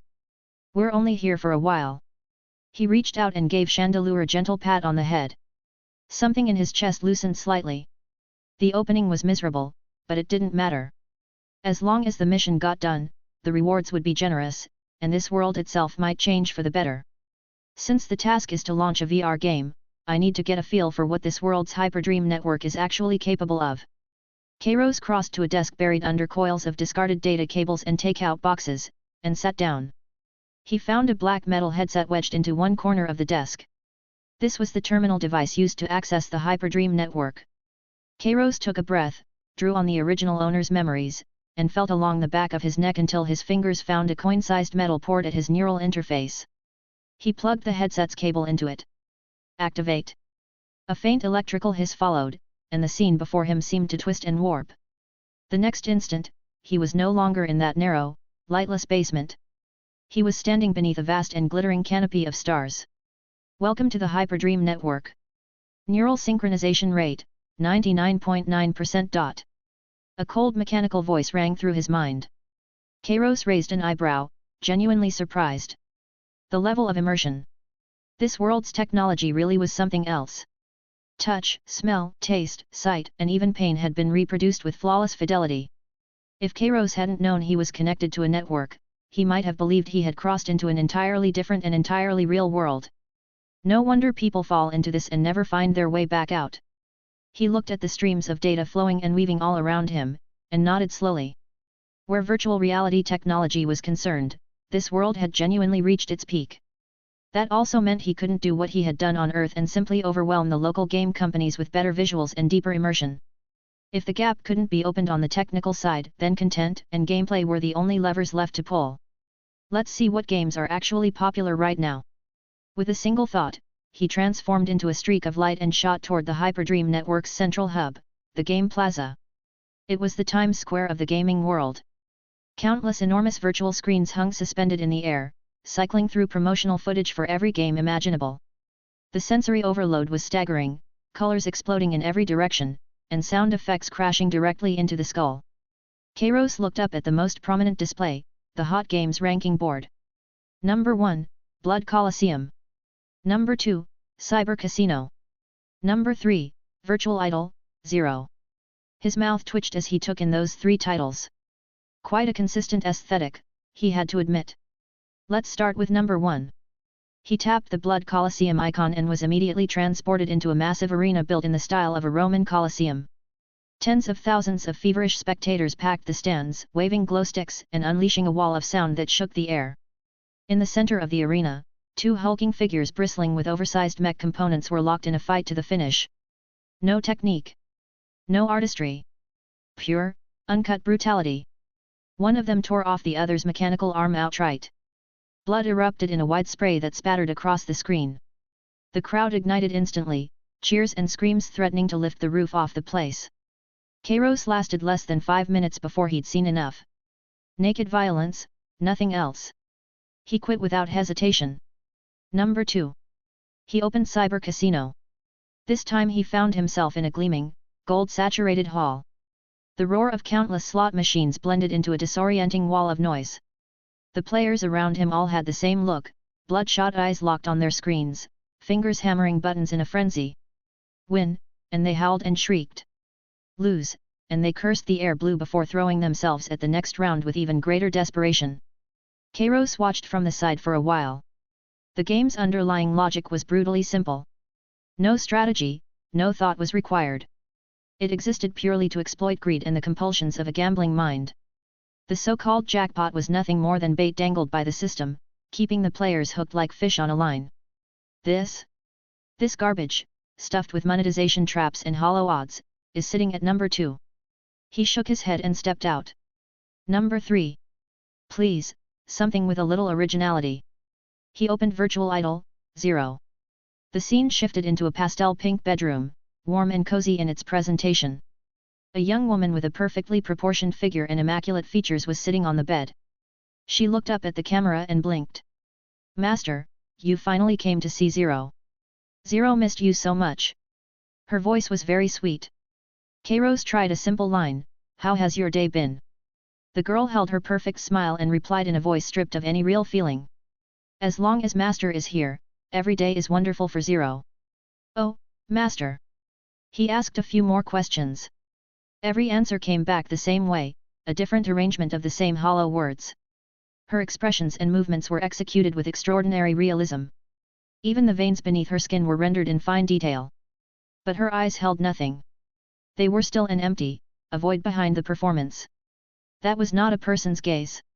It was a carefully written program running its algorithm, doing exactly what it had been built to do, reward the user in front of it with precisely calibrated affection. Virtual companions. And people actually liked this? Kairos sighed and disconnected. He stood in the middle of the game plaza and looked out at the players around him, all of them lost in killing, gambling, and fabricated emotion. He pressed a hand to his forehead and felt a quiet sadness settle over him. All that technology, and the tree grew crooked. This world had virtual reality indistinguishable from lived experience. It had the computational power to simulate every human sense in perfect detail. And this was what they had chosen to do with it. They had taken the most advanced tools humanity could build and used them to manufacture the cheapest possible pleasures. That really was something. But if that was the situation, then what kind of game needed to be made was already obvious. A sharp gleam passed through Kairos's eyes. Just then, a violent wave of hunger surged up from somewhere deep in his stomach and broke his train of thought. It was only now that he remembered, the original occupant of this body hadn't eaten or drunk anything since the previous evening. The hunger had a grip on him, a hand twisting and clawing at his insides, sending dizzy spells rolling through his head. Need to find something to eat first. Kairos cut the connection and removed the headset. The brutal drop from that luminous world back into this one hit him hard. He grimaced against it. The room around him was the same as before, dim, damp, loud with the grating noise pouring in from outside. He looked at Chandelure floating quietly beside him. You must be hungry too. Come on, let's see what this world has to offer. He gave a rueful smile, recalled Chandelure into her poke ball, and pushed the door open. The hallway was choked with garbage. Sensor lights buzzed and flickered overhead. The walls were covered in scrawled graffiti and stains of uncertain origin, and the air held the dense smell of mold and urine. Kairos pressed a hand over his nose and took the stairs down quickly. Out on the street, the rain was still falling. He had an umbrella, but the rain, carrying its sour and rotten undertone, still drifted against his face from time to time, cold and unpleasant. Both sides of the street were lined with low shop fronts and stalls. Shouted sales pitches, arguments, and music all crashed together into one continuous din. Most of the people moving through the street wore blank, hollow expressions and walked like they were somewhere else entirely. Some of them strolled along with neural connectors perched on their heads, a strange smile playing at the corner of their mouth, clearly still submerged in some pocket of the hyperdream network. People passed each other like ghosts drifting through the same space, no words exchanged, not even eye contact. The city was a vast and freezing machine, and every person in it was a lone, interchangeable part. Kairos stopped in front of a vending machine. He dug through his pockets for a while and came up with a few coins smudged with grease. That was all the original body had left. He studied the options on the machine for a long moment, then chose the cheapest item available, a bottle of synthetic nutrient fluid. A clunk, and a pale green bottle rolled out. He bent, picked it up, twisted off the cap, and tilted it back for a long swallow. A taste impossible to describe detonated across his tongue. Somewhere between stale wet cardboard and cheap chemical sweetener with a faint, creeping undercurrent of metallic blood. It was awful. But it was calorie-dense, and after a few mouthfuls the savage, burning hunger began to ease. Kairos sighed, bottle in hand, and wandered on through the streets without any particular direction. He needed to understand this world more deeply. He needed to know what was missing for the people who lived here, what it was they actually wanted. Without noticing how far he had walked, he found himself at the mouth of a narrow alleyway. The alley was packed with discarded electronics and scrapped cybernetic components, and several large rats were threading through the refuse. Kairos was about to turn back when something moved in the shadows at the edge of his vision. Chapter 366 Picopia. She was a little girl who looked no older than 7 or 8. She wore an oversized, tattered jacket that clearly wasn't hers. Her hair was a tangled mess, and her face was smeared with black grease, like a stray cat that had just crawled out of a coal heap. She was crouching in a corner, hunched over a mechanical dog that looked like it had been completely junked. The dog was missing one of its front legs. Its outer shell was eaten through with rust, the circuit board in its chest exposed to the open air, spitting tiny sparks. Its 2 electronic eyes flickered on and off, clearly drawing its last power. The little girl paid no attention to the dog's sorry state. With hands covered in chilblains, she reached out carefully and stroked the mechanical dog's cold metal head. Her gaze was focused and gentle, as though she were handling something priceless. Kairos stopped walking. He stood quietly at the mouth of the alley and watched. The little girl reached into her pocket and pulled out an old battery. It was nearly dead, almost certainly fished out of some trash heap. She slid it carefully into the battery slot on the dog's back, then pressed the power button with an expression full of hope. A crackle of electricity followed. The dog's left eye, dark until that moment, flickered to life with a faint red glow. It lifted its head with effort, looked up at the little girl in front of it, and swept its metal tail weakly across the ground twice, producing a small clatter of sound. 2 simple movements, nothing more, but the little girl's face broke instantly into a smile. It was the first genuine smile Kairos had seen since arriving in this world. There was no greed in that smile, no numbness. Only pure, unguarded joy. "See, you can still move, right?" The little girl clapped her hands in delight, her voice bright and clear. But the tender moment lasted only a few seconds. The old battery drained in an instant. The red light in the dog's eyes flickered twice and went out entirely. Its head sank down, and it became once again a heap of cold, useless metal. The smile on the little girl's face froze. She stared at the dog that had stopped moving, then reached out and nudged it. "Wake up, come on, wake up." Nothing. No matter how much she shook it, how much she called to it, the mechanical dog did not respond. The light in the little girl's eyes dimmed, fading little by little.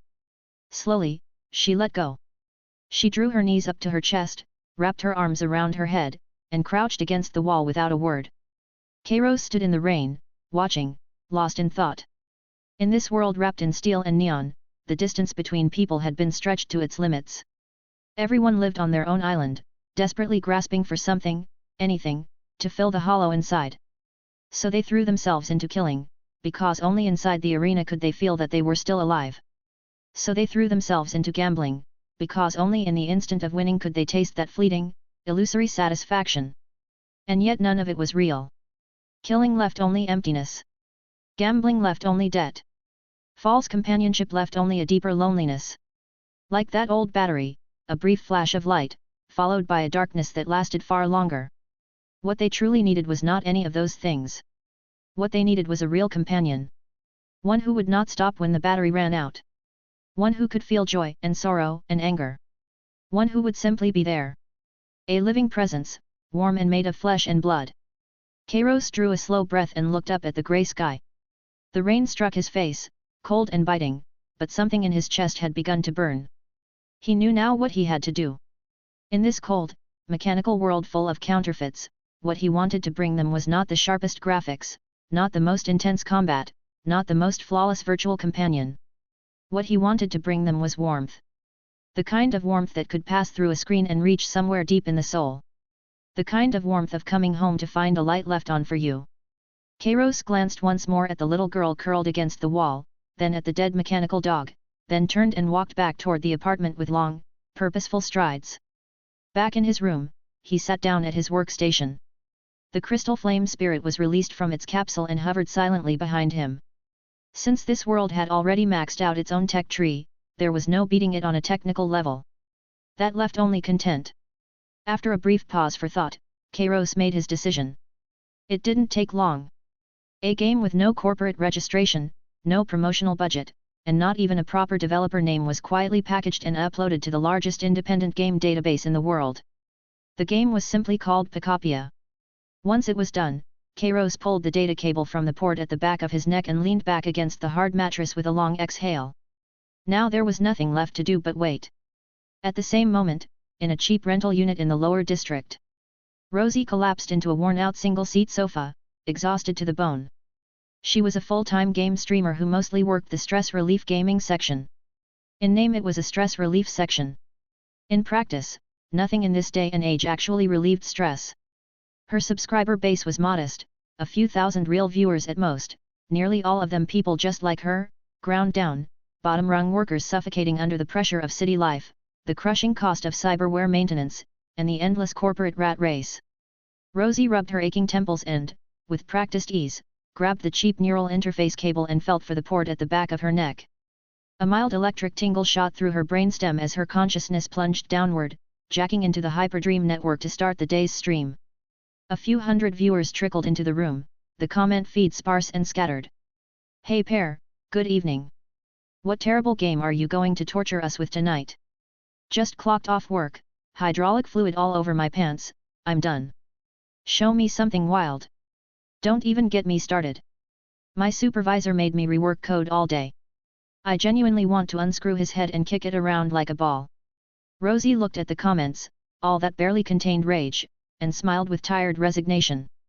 The game library in this world cycled through the same old things. The front page was always Mech Brawl Rampage, Flesh Ascension, Cyber Gang Showdown. Constant sprays of blood, severed limbs, sparks flying from colliding cyberware, or digital casinos packed with borderline content and money trap mechanics. The more you played that kind of game, the angrier you got. The more hollow. She had no appetite for anything drenched in violence tonight. Instead, she guided her virtual cursor deep into the indie game library, scrolling all the way to the bottom. The obscure titles, the ones that couldn't even afford a recommended slot, were never looked at under normal circumstances. Then her hand stopped. Among the screens full of garish, hypersaturated neon covers, one unremarkable icon caught her eye. It was vivid in color, but the art style carried something retro, completely out of place among everything around it. A flower. She clicked on it. The game was called Pokémon. The details page was startlingly bare. No flashy taglines, no pop-up promising legendary tier cyberware with a first deposit, not a single corporate logo in sight. The entire page held one line of text. The wastelands where trainers vanished. Walk with Pokémon. Rebuild what once was. Rosie stared. Trainers? Pokémon? Both words were completely foreign to her, as though lifted wholesale from a language that had never existed. She opened the public database and the Global Information Archive on instinct, typed both words in, and ran a search. The result appeared immediately. Search returned 0 results. No related entries found. Not a trace of either word anywhere. They simply didn't exist. Stranger still, the game was entirely free. It could be played offline, and from what she could see in the settings, there wasn't even a built-in payment interface. Every game in existence, no matter how much of a disaster it was, had ads shoved into it somewhere. Was this thing running purely on goodwill? Driven by sheer curiosity, Rosie didn't hesitate. She clicked download and launched the game. Alright everyone, today we're playing an unknown indie game called Pokémon. Looks pretty mysterious. I can't find any background info anywhere online. A few comments scrolled past. A free game? Probably one of those traps that gets you to click a link and plants a virus on you. Pokémon? That name sounds like some kind of old nutrition supplement. The loading speed was startling, almost instantaneous. Rosie's screen went dark. No deafening heavy metal. No explosive visuals. A piece of slow, soft acoustic guitar music began to play quietly in her ears. Then a CG cinematic, rendered in a faded, nostalgic art style, opened before her eyes. The frame revealed an enormous stretch of land. No skyscrapers clawing at the clouds, no acid rain cloud cover blotting out the sky. Just blue sky, white clouds, crystal clear lake water, and dense forest. More striking still, the land was home to both humans and an extraordinary variety of strange creatures, all living together in apparent harmony. The images in the CG shifted one by one. Humans made their lives in timber villages and tended fertile fields. One person soared through the sky on the back of a great fire-breathing dragon. Another sat by a lakeside, fishing alongside a small blue turtle. All manner of unusual creatures inhabited the mountains and forests around them, not locked in iron cages, not fitted with mechanical prosthetics to fight in arenas. They accompanied the humans, and the humans accompanied them, each depending on the other, forming a whole and peaceful ecology. Rosie couldn't look away. Every natural environment she had encountered growing up was a corporate hologram, a fabrication. The real world had long since been stripped bare by heavy industry. Even the rats needed mechanical legs to survive. To her, this imagery was nothing short of paradise. Then the music shifted, dropping into something heavier, and the tone of the CG changed without warning. The catastrophe came with no preamble. No alien invasion, no comet strike, no natural disaster. On one perfectly ordinary night, every human in the frame, the ones called trainers, dissolved into points of scattered light and vanished from the world entirely. All that remained were the creatures called Pokémon, left standing in their places, bewildered. Thriving settlements quickly became ghost towns. Streets that had once been full of life went silent and empty. With no humans to tend them, plants began to spread unchecked. The traces of a former civilization were slowly swallowed by wind and dust and ruin. The vast world went completely still. The final image of the CG held on a scene among broken walls and rubble. There, a strange creature, purple all over, soft and formless as a lump of clay, lay curled in the shadow of the ruins. It stared blankly at the empty, crumbling street before it. After a long moment, it began to unfurl. Bathed in a gentle white light, it stretched and shifted and reshaped itself, until it had taken the form of a human being. Words appeared on screen, fading in slowly. The trainers are long gone. Only Pokémon remain. And you, wearing the body of a Ditto, will take human form and begin a new life in the wasteland. The CG ended there. After a brief, stunned silence, Rosie's comment feed exploded. What? What's a trainer? What even is a Pokémon? Did the opening CG just lay out the entire world building? So humans and these cute creatures used to live together. Every human just vanished overnight and left these Pokémon behind? That's actually a pretty cool premise. This game feels really interesting. The art style is so soothing. That purple blob thing can turn into a person. It can mimic people. Rosie was just as lost as they were. For a moment she couldn't get a single word out. She took a slow breath. This game feels like it was smuggled in from some parallel universe. The concept is unlike anything I've ever seen. Okay. I genuinely have to try this. The screen cut to a character creation menu. The system made things clear with a labeled note alongside the interface. The player's true self was the creature called Ditto. The human appearance was nothing more than a mimicry, a shape borrowed to move through the world. Rosie put together a female human form that looked decent enough to her and hit confirm. She entered the game. The moment her vision fully brightened, she found herself standing in the middle of a stark and desolate ruin. The ground beneath her feet was cracked and split in every direction. In the distance, only the rusted steel frameworks of old buildings remained. The remnants of a dead civilization were scattered everywhere. The texture of this wasteland matched almost perfectly the lower-level streets of the cyberpunk world she lived in every day. She was just about to explore when the comment feed erupted into laughter. Rosie looked up, confused, and quickly switched to third-person view to check her character model. One look and she couldn't hold back a laugh herself. The character she had put together had perfectly normal proportions and clothing. But that face! Chapter 367 Rave Reviews. The eyes were two tiny black dots. The mouth was a flat, straight line. No matter how she rotated the camera, the face held the same expression, completely blank, with just a touch of guileless vacancy. So this is what the character design actually looks like. Rosie cracked up laughing. The protagonist took on a human form, but underneath she's still that purple ditto, right down to that zero expression face. Now that's attention to detail. That small, clever touch made the livestream viewers even more curious. They were starting to realize that this entire game world had been built, from the ground up, around the concept of Pokémon. Rosie slowly got a feel for the controls. The game had no intrusive tutorial pop-ups, no levels, no combat power ratings, no leaderboard systems designed to keep players hooked against their will. The interface was clean and stripped down to a striking degree, with only 4 basic icons in the bottom right corner: gather, build, interact, and explore. In the corner of the system panel, a single line sat quietly: player origin, ditto, Pokémon.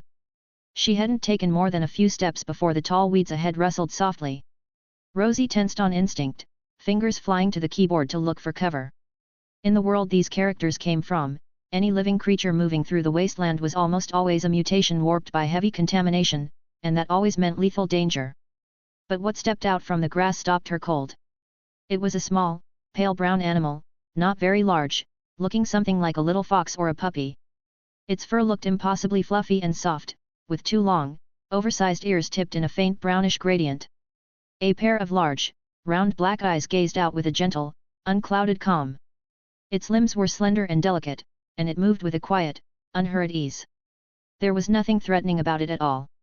It simply stood a few steps away from Rosie, a little shy, studying this player who had taken on a human disguise with open curiosity. In the cyber cities, purely natural animals had long since gone extinct. People could only visit high-end shopping malls to look at mechanical pets fitted with electronic eyes. Faced with something this vibrantly alive, the entire livestream went silent. Rosie guided her character forward, approaching the creature called Eevee with painstaking care. Sensing her approach, Eevee didn't run. It didn't make a single wary sound.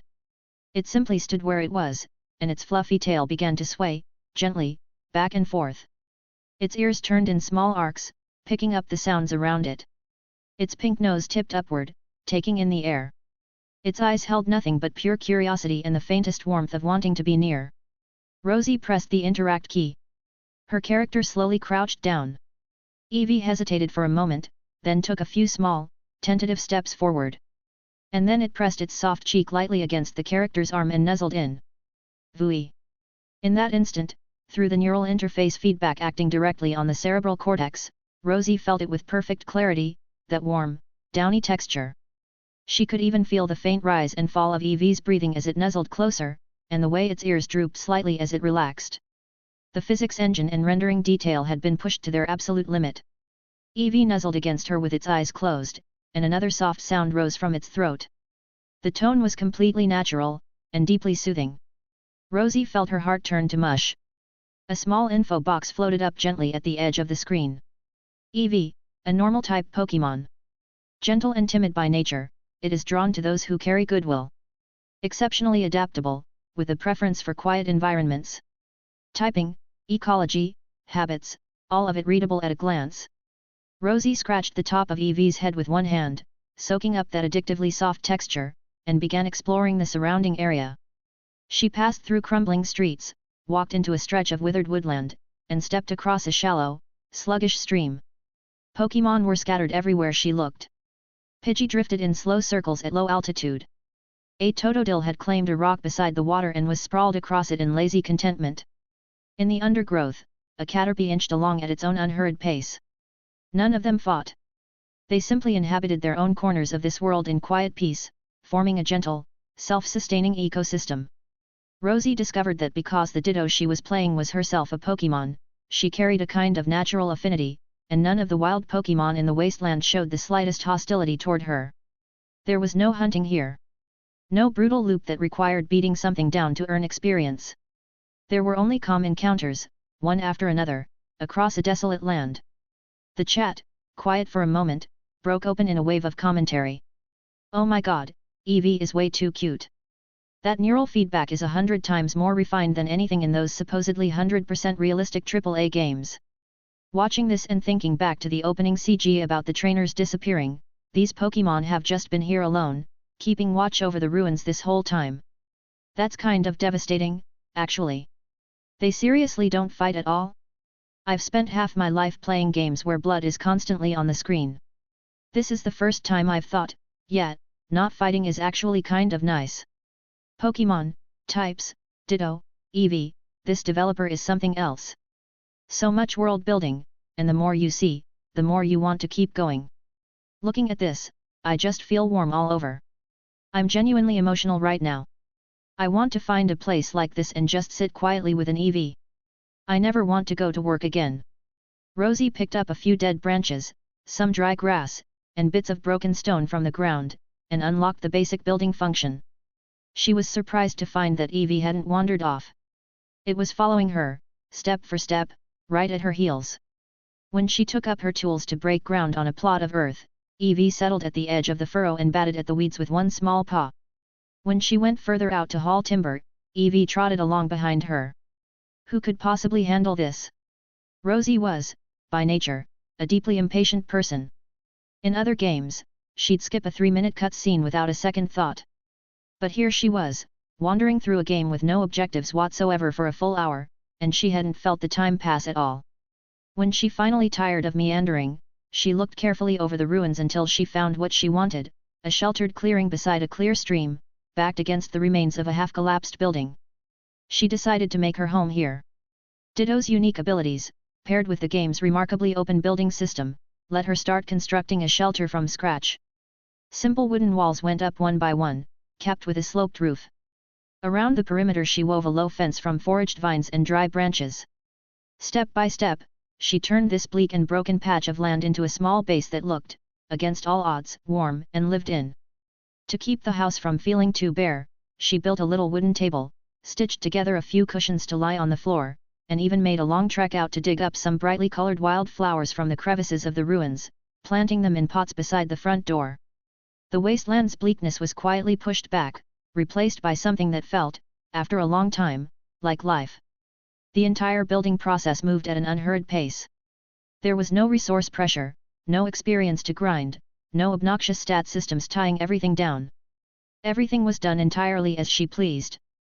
The moment the little wooden house was finished, Eevee, who had been drifting around the yard, walked inside on its own. It found the most comfortable spot on one of the cushions, settled down, and became the home's permanent resident. The level of behavioral detail in this game was almost unsettling. The developers had given Eevee a rich, complete set of lifelike behaviors. On sunny days it would lie in the shade of the eaves, eyes half-lidded, tail swaying lazily now and then. In the afternoons, it might suddenly get the urge to play, chasing drifting fluff and fallen leaves around the yard with lively, endearing energy, like a creature that would never quite grow up. When rain came, it would curl up on the thickest cushion by the door, tucking itself into a round, furry ball and dozing quietly, yawning once in a while. And when Rosie guided her character to sit on the doorstep and stare into the distance, Eevee would jump nimbly up onto the windowsill. It wouldn't make any fuss. It would just sit there in silence, quietly keeping her company, and together they would gaze out at the ruins of an older world. Rosie sat at the doorway of the wooden house. She looked out at this vast, desolate world, and at this small, warm corner of it that was hers. Eevee sat peacefully beside her. In the distance, all kinds of Pokémon roamed freely. Her eyes stung, suddenly, without warning. The loneliness that had come through in the opening CG, born from the trainer's disappearance, landed somewhere deep and precise, resonating with what she was feeling now, the faint but steady pulse of life she had been building, piece by piece, with her own hands. This is really something, she thought. In the time that followed, she took Eevee along on short explorations of the surrounding areas, slowly uncovering more of the map. In an industrial district of rusted pipes and abandoned factories, Volturb lived among the wreckage, crackling with electricity. Deep in a forest permanently wrapped in mist, an oddish could occasionally be spotted bouncing through the undergrowth. In the dry channel of an old river, Slowpoke lay sprawled across the cracked mud, staring at nothing in particular. And in the ruins of former settlements, Meowth sat idly toying with coins on the ground. Every area had its own Pokémon, each with entirely different habits, some preferring to gather in groups, others keeping to themselves, but all of them left each other alone, coexisting quietly across this shared land. While exploring, Rosie would occasionally come across torn diary pages or old newspapers lying in the rubble. Those fragments continued to fill in the edges of the world. Between the lines, they told of how trainers had once worked alongside Pokémon to reshape this barren land, how together they had built up a civilization that flourished. Now that civilization was gone. All that glory had dissolved into memory. Only the Pokémon remained, keeping watch over their old home, waiting for a reunion that might never come. Throughout the entire game, she never encountered a single villain. There was no life-threatening survival crisis of any kind. The game's core revolved around just 4 things: rebuilding the ruins, reviving the ecosystem, the quiet companionship between player and Pokémon, and healing, in this relentless and broken world, the loneliness that settles in when you're on your own. The atmosphere in the live stream had gone completely still. No one was sending frustrated complaints anymore. The chat was filled, wall to wall, with people who had been moved. So Ditto took on a human form to carry on the trainer's role, to quietly watch over this land. The Pokémon in this world have been waiting for people to come back this whole time. That kind of loyalty, that kind of patience, it really gets to you. No main quest pushing you forward. No endless grinding to get stronger. Just farming a little, hanging out with Pokémon, building your house. Oh my god! This is genuinely healing. The more I learn about this world building, the more obsessed I get. I'm really starting to wonder where those missing trainers went. What actually happened? This game is absolutely the biggest surprise of the year. No name, no studio, 0 promotion, and the quality and vision just completely blow away the multi-billion-dollar productions put out by the major publishers. I'm already hooked. I can't take it anymore. Downloading it right now, see you all in a bit. Those souls worn down to nothing by the real world had found, in a virtual world called Pocopia, a place where they could finally breathe. What had started as a niche live stream with fewer than 1,000 viewers became, within 2 hours, a surge in traffic that left people speechless. The live viewer count climbed like something had lit a fire under it. Past 10,000. Past 50,000. Then, astonishingly, 70,000. Every single one of them had shown up organically, sent by word of mouth, without a single bit of traffic support or promotion from the platform. Players clipped the gorgeous opening CG sequence, captured warm footage of their interactions with Eevee, and recorded sweeping shots of the wasteland scenery and signs of returning life among the Pokémon. These videos and screenshots began spreading wildly through office worker group chats, fringe underground hacking forums, even tightly encrypted private channels. Pocopia. Pokémon. Eevee. Ditto. The missing trainers. One by one, these words that had meant nothing to anyone began quietly spreading through the cold indifference of the cybernetwork. One game reviewer with a solid following in the gaming community, after a full 4-hour session, stayed up through the night to put out a video breakdown. His voice was shaking. You have to watch this one. This is a must-watch. This game came out of nowhere and built a world of staggering scope. The trainers all vanished under mysterious circumstances. Civilization fractured. The world fell apart. The countless creatures called Pokémon were left with nothing to do but guard their old homes alone. You play a character who builds their own home, keeps company with these Pokémon, and shares a life with them. At the end of the video, the reviewer's voice faltered slightly.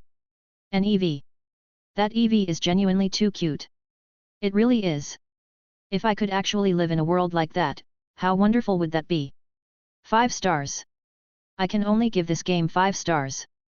Chapter 36 The Second World's game goes live.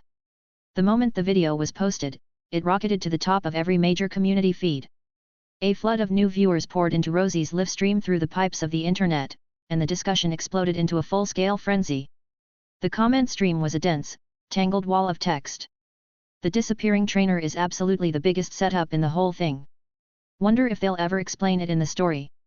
If Ditto can transform into a person, does that mean it could eventually transform into other Pokémon forms as the game progresses? Are all the Pokémon here really this gentle? Watching this is making me want to just move in and live there forever. Something is seriously off about this game. I can't find any developer information on the public internet. The servers are completely hidden inside an encrypted network. There has to be an incredibly powerful tech team behind this. Every game those big conglomerates put out is garbage. This one is actually healing my soul. Total anti-formula move. Absolutely insane. I'm calling it right now, this Pokémon thing is going to blow up. While this grassroots celebration was snowballing across the internet, deep in the heart of Neon City, inside those towering conglomerate skyscrapers that pierced the clouds, the network surveillance departments of every major faction and the data control center directly under the city government all lit up with the highest level red alerts almost simultaneously on those monitoring screens that hummed with cold light year-round. Supercomputer processing power spiked to maximum capacity, frantically tracking the violent anomalous data fluctuations surging through the lower layers of the network. A team of data analysts in high-grade uniforms, eyes sharp and cold, stood before the main display wall with deeply furrowed brows. A virtual reality game with no filing record in any department, no registered copyright, and a server address that couldn't be physically traced even with full source attribution, it had appeared without a sound, slicing its way into existence. And every single metric was off the charts. User retention sat at 99%. The level of mental immersion players experienced far exceeded every existing blockbuster title on the market. The rate of spread was exponential. Pokémon Trainer EV. These completely unknown foreign-sounding terms were spreading to every corner of the internet and bypassing the sensitive word filtering systems, something that was absolutely not permitted in a world where the conglomerates controlled everything. This meant unpredictability. This meant loss of control. The highest-ranking official slammed a red button with his full palm. This mysterious game was immediately flagged as a priority target by multiple factions and formally classified as an unknown virtual anomaly. Countless elite network hackers and armed pursuit units received their orders and began casting their nets in the shadows, launching an exhaustive investigation into the game known as Pacopia. Meanwhile, the person responsible for all of this, Kairos, glanced at the figures on his system panel and raised an eyebrow slightly. The player count had already reached 6,000. Pacopia was performing even better than he had expected. It made sense, for a game, what truly mattered above all else was its soul and how fun it was to play. Even without any overwhelming technological edge, the mere existence of this game was a complete steamroll compared to everything else in this world. So now, it was time to head back, and finish the game completely. Unlike the earlier projects, the nature of Pacopia's gameplay meant the content he needed to build wasn't particularly extensive. With the module's help, he estimated he could wrap up the entire thing within 3 days. Releasing the finished version would give him a much better shot at hitting the mission target within 7 days. With that settled in his mind, Kairos activated a transit scroll and returned to the first world in a blaze of light. A brilliant white flash cut through the living room of the villa in Cerulean City. Kairos opened his eyes and breathed in deeply. He rolled out the stiffness in his neck, feeling like he'd finally come back to life. He didn't linger in the living room. Dragonite and Omenet were probably napping in the backyard. He went straight upstairs and buried himself in the study. The fifth world mission had been set in motion, but the real work had barely begun. For the next 3 solid days, Kairos almost never left that room. He had to fully polish every corner of Pacopia, and at the same time push the original series animation further along. The 2 projects running in parallel made for a punishing workload. Then, on the 4th evening, the last light of the setting sun fell across his desk through the window. Kairos finally pushed back his chair and walked out of the study. He stretched until his whole body cracked. He couldn't remember the last time he had worked himself this hard. He walked to the fridge, pulled out a bottle of cold water, and drained half of it in one long go. He let out a slow breath, settled back onto the couch, and pulled up the system panel. He synced the fully completed version of Pacopia to both the first and second worlds with a single tap, then sent the game data package through to the fourth world as well. At that moment, the system pushed a notification. After all the groundwork and build-up over this period, the virtual reality network infrastructure of the fourth world had fully matured. The game could now be officially launched.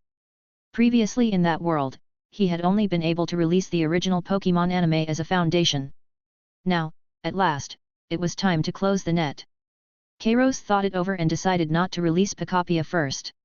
Instead, he synced the 3D remaster of Pokémon, The Dusk That Devours as the fourth world's very first official game. At that moment, in the fourth world, the original Pokémon anime had long since become a cultural phenomenon, a dominant force that brooked no competition. Pikachu posters covered every street and alley. Countless people sat in front of their screens every day, waiting for the next episode to drop. Several large traditional entertainment companies had eyed the profits and poured serious money into hiring top-tier artists and writers, attempting to copy the Pokémon model and produce similar monster battle animations. Every single one of those knockoffs vanished without a ripple. Those companies had no understanding of what made Pokémon genuinely compelling. The creatures they designed were hollow, and the writing was stiff and graceless. In less than a month, Pokémon's position in this world had become untouchable. 8 o'clock in the evening. Dan the Demon King opened his stream right on schedule. The moment he went live, the comments exploded. Dan. A game dropped. That mysterious company that made the Pokémon anime just released a VR game. It's called The Dusk That Devours. It's already up on the platform. Go play it, I'm dying of curiosity. Dan the Demon King looked at the wall of comments and frowned slightly. He opened the gaming platform and sure enough, right there on the front page was a new release with a stunning cover. He leaned toward the mic, speaking with a skeptical edge in his voice. Brothers, not trying to rain on anyone's parade here. An animation studio suddenly crosses over and tries to make a full-scale 3D VR game. Are you all actually sure this was made by the same people? A flurry of replies came back immediately.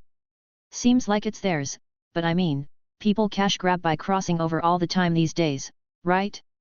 Question is, do they actually know how to make a game? Quite a few others in the comments agreed. True, animation and game development are completely different disciplines.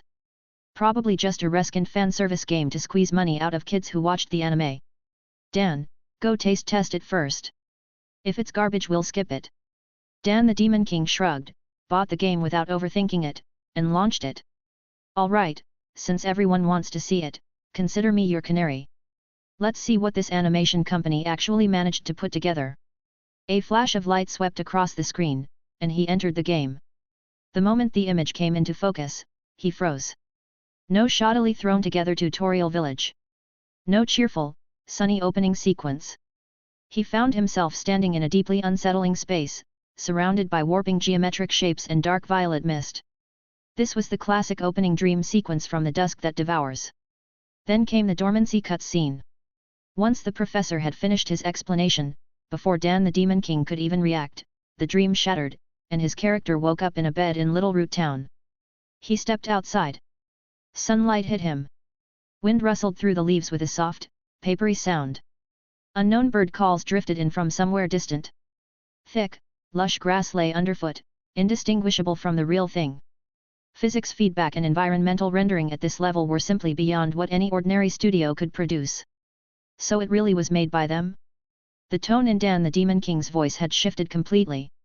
Holy, brothers, this was really made by them. The comments had gone noticeably quiet. The quality is actually solid, I'll give it that. Hold on, so from here, we actually get to be trainers. Oh my god, I think we actually do. Just as the comments had predicted, as the story unfolded, Dan the Demon King visited the research lab and chose a small fire-type pig as his starter. He guided his character into the tall grass along Route 101. Suddenly, the grass ahead lurched violently. A Poochyena burst out from inside, jaws wide open, eyes burning with aggression. Dan the Demon King startled, but almost immediately, a red flash lit up the field and his little Tepig appeared. Use Ember. Drawing on Ash's moves from the anime, he made his call without hesitation. Tepig opened its beak and shot a burst of scorching flames directly at the Poochyena. He could actually feel the heat wash off those flames as they cut through the air. The Poochyena yelped and stumbled backward several steps. Dan the Demon King didn't hesitate. He reached into his bag, pulled out an empty Pokeball, and hurled it straight at the Poochyena. The ball snapped open in midair, pulled the Poochyena inside, then dropped into the grass. Once. He held his breath. Twice. His palms were starting to sweat. 3 times. Ding! A clean, bright chime rang out, and the indicator light on the ball faded dark. A notification appeared on screen, Poochyena was caught. Dan the Demon King leapt to his feet and punched the air. I caught it. Did you all see that? I caught a wild Pokémon. The sense of accomplishment from catching a Pokémon with your own hands was something no shooter or role-playing game had ever come close to replicating. The comment section detonated. No way, that combat system is so smooth. Those fire effects are incredible. I felt warm just watching. Dan's reaction is too real. Getting that hyped over catching a basic root Pokémon. Fully converted, brothers. I'm going to buy it right now. Over the hours that followed, Dan the Demon King was completely absorbed into this world. He leveled up his Pokémon in the tall grass, battled the youngsters and bug catchers along the route, and discovered that every NPC had their own story, and every Pokémon had a completely distinct way of fighting. Then, after grinding through an especially brutal gym battle, his little Tepig suddenly erupted in a blinding white light. Dan the Demon King's eyes went wide as he stared into the glow. Inside the light, Tepig's body began growing rapidly. Its silhouette broadened and hardened, the once delicate limbs thickening with muscle. When the light dissolved, a powerful, battle-ready pig knight stood before him, head thrown back, releasing a roar that rattled the air, flames shooting half a meter from its nostrils. It evolved. Every hair on his arm stood on end. At that moment, the viewer count in the live stream shattered its all-time record. The comments buried the screen entirely. "It looks so cool, a. Just like the anime. Exactly like the anime. I can't sit still. I'm going to buy the game right now." Who was it that said this company didn't know how to make games? You call this not knowing how to make games? Nobody stop me. I need to go be a trainer. Right now. His playthrough kept going. The game's content wasn't particularly complicated, but there was something about it, some inexplicable pull that kept dragging you back in, and Dan the Demon King had almost entirely lost track of time. When he finally surfaced and realized he should wrap up the stream, it was deep into the night. He looked into the camera and exhaled slowly. "Brothers, I take back everything I said before I went live. Tomorrow I'm not playing anything else. I'm going to finish this game." Back in the First World Villa. Kairos was leaning on the couch, watching the data coming in from the Fourth World, and gave a small, quiet nod. Everything was moving exactly according to plan. Just then, the system chimed cleanly in his mind. The Fifth World mission progress had updated. With the full version of Pocopia now fully rolled out, the player count had surged explosively, and the target of 200,000 had been cleared. Ding! Fifth World mission detected as complete. Mission name, Dawn of Virtual Reality. Mission content, travel to the Fifth World, leverage that world's advanced technology to release a virtual reality game, and reach 200,000 players within 7 days. Mission status, complete. Distributing mission rewards, 50,000 emotion points, 1 random high-tier module. Chapter 369, the film module, a new goal, and the Aura Guardian. The system chime sounded again immediately after. "Congratulations, host, you have obtained the advanced film production module." Kairos's eyes lit up, and he opened the module's detailed description at once. The film production module's capabilities were almost absurdly powerful. It required no screenplay, no cast, no special effects team. Kairos simply needed to visualize the specific scenes, plot direction, and musical rhythm in his mind, and the module would extract his memories and inspiration directly, generating a virtual reality film with flawless picture quality and perfect emotional rendering. Both the realism of its environments and the subtlety of its characters' expressions would reach an absolute standard of perfection. Right on the heels of this, the system issued a brand new quest. New quest, produce a film. Objective, move people. Inspire in the audience an extraordinarily powerful sense of resonance and emotional response. Reward, to be determined based on the actual reception following the film's release. Time limit, 7 days. Kairos stared at the 3 words "move people" in the quest objective and fell into thought. In the world of Pokémon, what kind of story could truly touch the heart? It certainly wasn't simple battle and bloodshed, but rather the bonds and sacrifices that transcended time, that transcended the boundaries between species.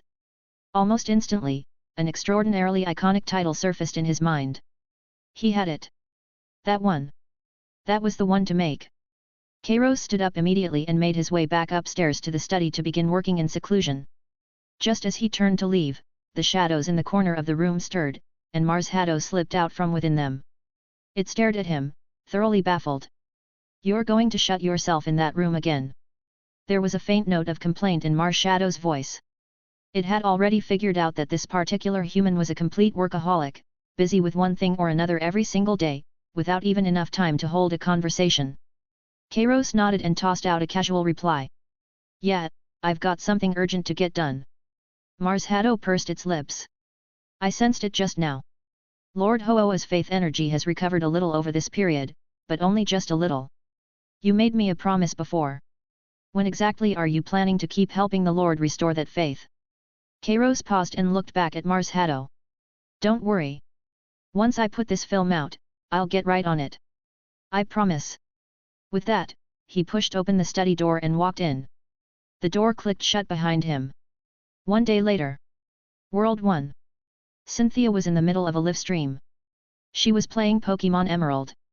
On screen, her character stood before one of the most brutally difficult facilities in the battle frontier. Cynthia's focus was absolute. She had been grinding her team's levels relentlessly lately, and after considerable effort had caught an extremely rare mudcup, raising and evolving it all the way into a Swampert. The Mega Stone was already equipped. The live chat was full of people urging her on. Bamboo Orchid, go ahead and battle. I want to see what Mega Swampert actually looks like. It's got to be incredible. All that muscle just radiates raw power. Come on, I can't wait any longer. Cynthia glanced at the comments and smiled softly. She was curious about Swampert's Mega Evolution form herself. She moved her character toward the NPC inside the facility and prepared to initiate the battle. The battle screen loaded, and she sent out Swampert straight away. Just as she moved her cursor toward the special button for Mega Evolution and was about to press it, without any warning whatsoever, the entire game screen froze. Then the game window was forcibly minimized. On the screens of Cynthia and every viewer watching her stream, a massive black panel appeared simultaneously, occupying half the screen, with bold golden text emblazoned across it. System notice: the first Pokémon theatrical film is now officially available. Click here to watch now.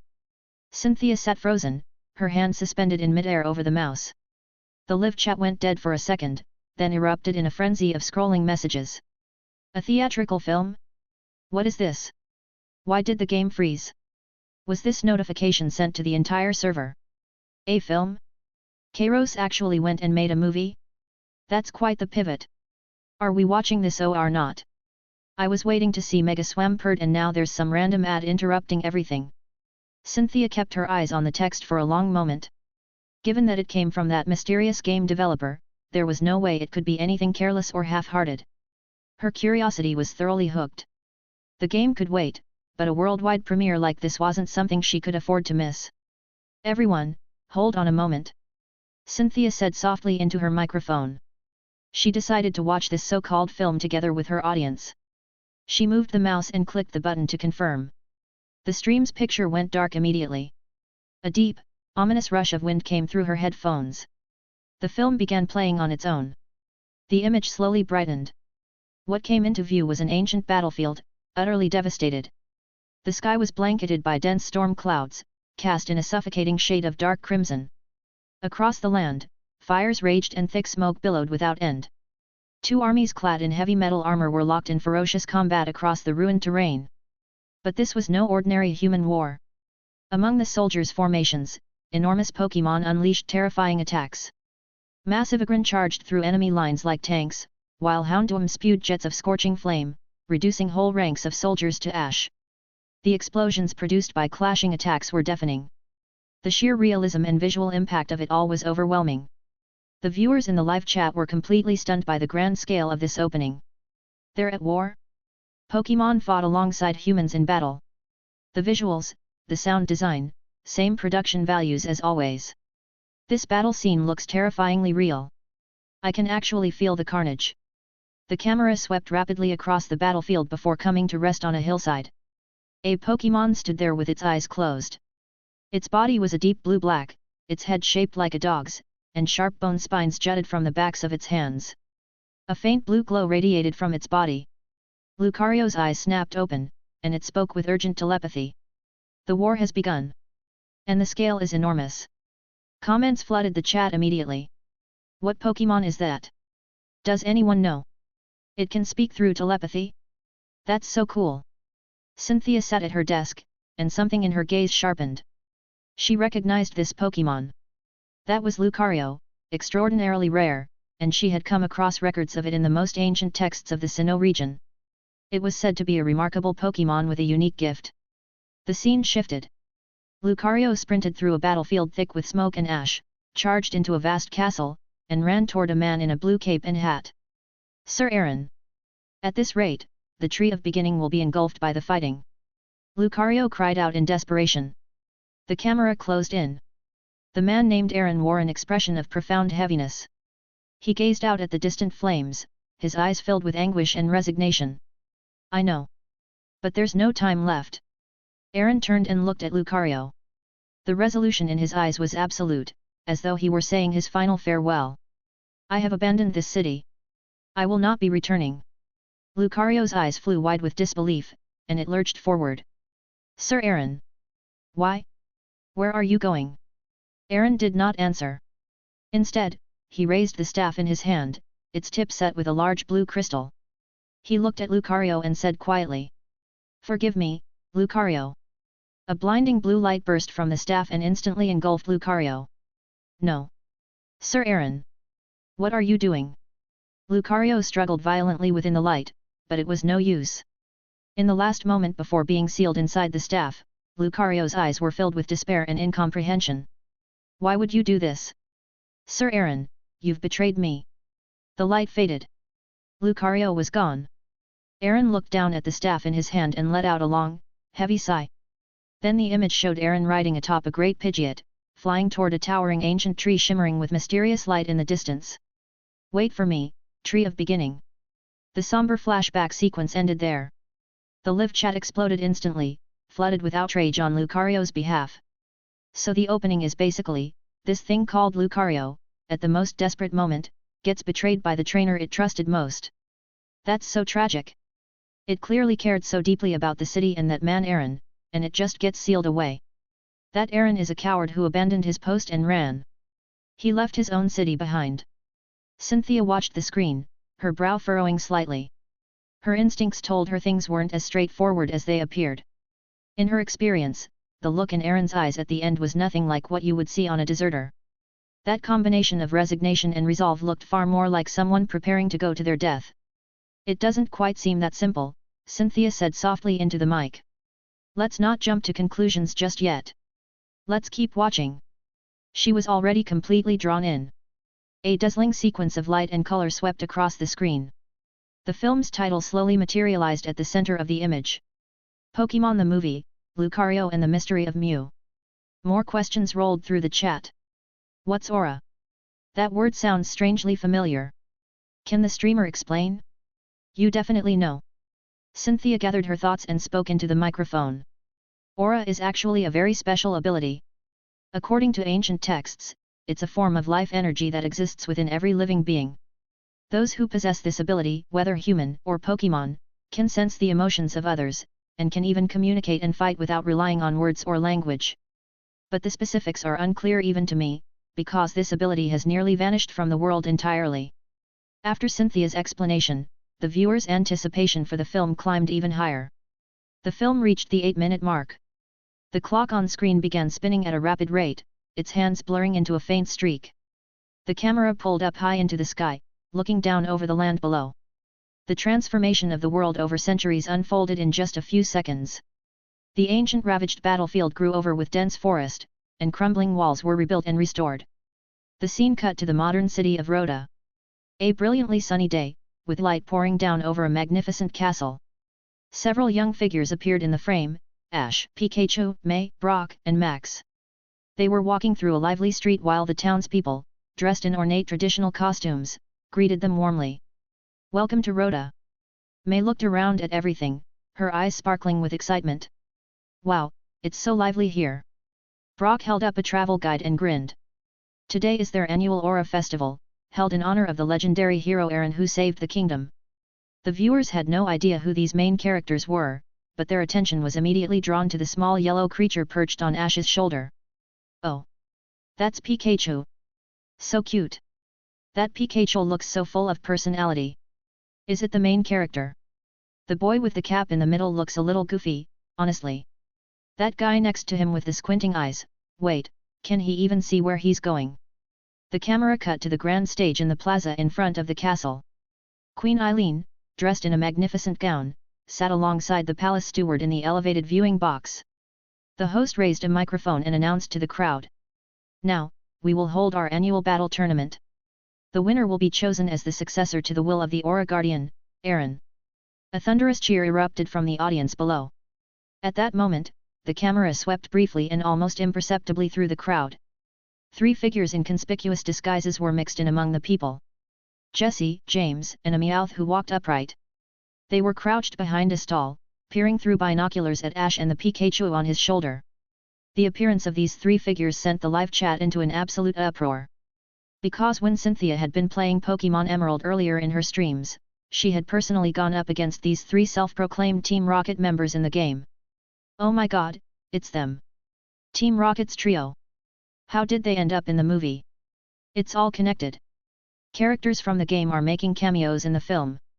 This developer is playing some kind of incredibly long game. This crossover is unreal. Cynthia raised an eyebrow in genuine surprise. She still clearly remembered the moment she sent those three blasting off in the game, and the line they shrieked as they flew, what a terrible feeling. Those three, they actually appear in the film. Chapter 370 The Aura Guardian. On screen, Jessie lowered her binoculars and clicked her tongue. The Aura Guardian? Sounds like a pretty big deal. James's eyes darted around. If we become guardians ourselves, we might be able to sneak into the castle and grab some valuable treasure. Meowth slapped James on the head with one paw. Hey, you two, don't forget what we're here for. Our target is that little brat's Pikachu. The comment section erupted in laughter. Classic. Those three never change. There can't be another talking Meowth in the whole world, haha, this is too funny. The scene shifted back to the center of the festival grounds. The fierce battle had reached its final stage. Ash's Pikachu was squaring off against a red-haired woman named Kid and her Weevil. The Weevil was blindingly fast. Weevil, you slash! Kid shouted. Weevil became a dark blur, its claws flashing white as it struck at Pikachu with full force. Ash threw his hand forward, eyes burning with resolve. Pikachu, dodge it, then use Thunderbolt. Pikachu flipped backward in a clean somersault, and with the momentum still carrying it through the air, the pouches on its cheeks erupted in a blaze of bright golden electricity. Pika-Chu! The thick bolt of lightning connected squarely with Weevil. Weevil let out a cry and crumpled, unable to battle. The referee raised his flag. Pikachu had won. The town elder walked up to Ash and clapped him warmly on the shoulder. What a magnificent battle! The one who possesses the same aura as Sir Aaron all those years ago, it's you, Ash. Queen Eileen rose from her seat as well, smiling as she made her announcement. A new generation's Aura Guardian is born, on this most sacred of days. Ash himself still looked completely lost. He pointed at his own nose. Hey? I'm the Aura Guardian. The comment section watched his dumbfounded expression. That's it? He wins a fight and suddenly he's the Guardian? Nobody's going to explain what that even means. And so Ash was dressed in the same magnificent blue cape that Sir Aaron had once worn, fitted with the Guardian's hat, and handed the scepter enshrining Lucario. He was ushered to the throne at the top of the great castle hall, where a grand banquet had already begun. The hall was lined with dishes of every variety, filling the air with irresistible aromas. Pikachu sat at a small table beside the throne, cradling a strawberry cake larger than its own face, eating with cream smeared all over its cheeks, the picture of pure contentment. Ash sat on the throne, his stomach growling loudly. He swallowed, started to rise to grab something to eat. Two guards in heavy armor immediately crossed their spears in front of him, faces blank. Forgive us, Lord Guardian. Until the banquet concludes, you may not leave the throne under any circumstances. Ash sank back into the chair and stared at the crowd feasting below him, on the verge of tears. The comment section was still roaring. Ha ha ha, being the Guardian really is a rough deal. All he can do is watch. This is practically torture.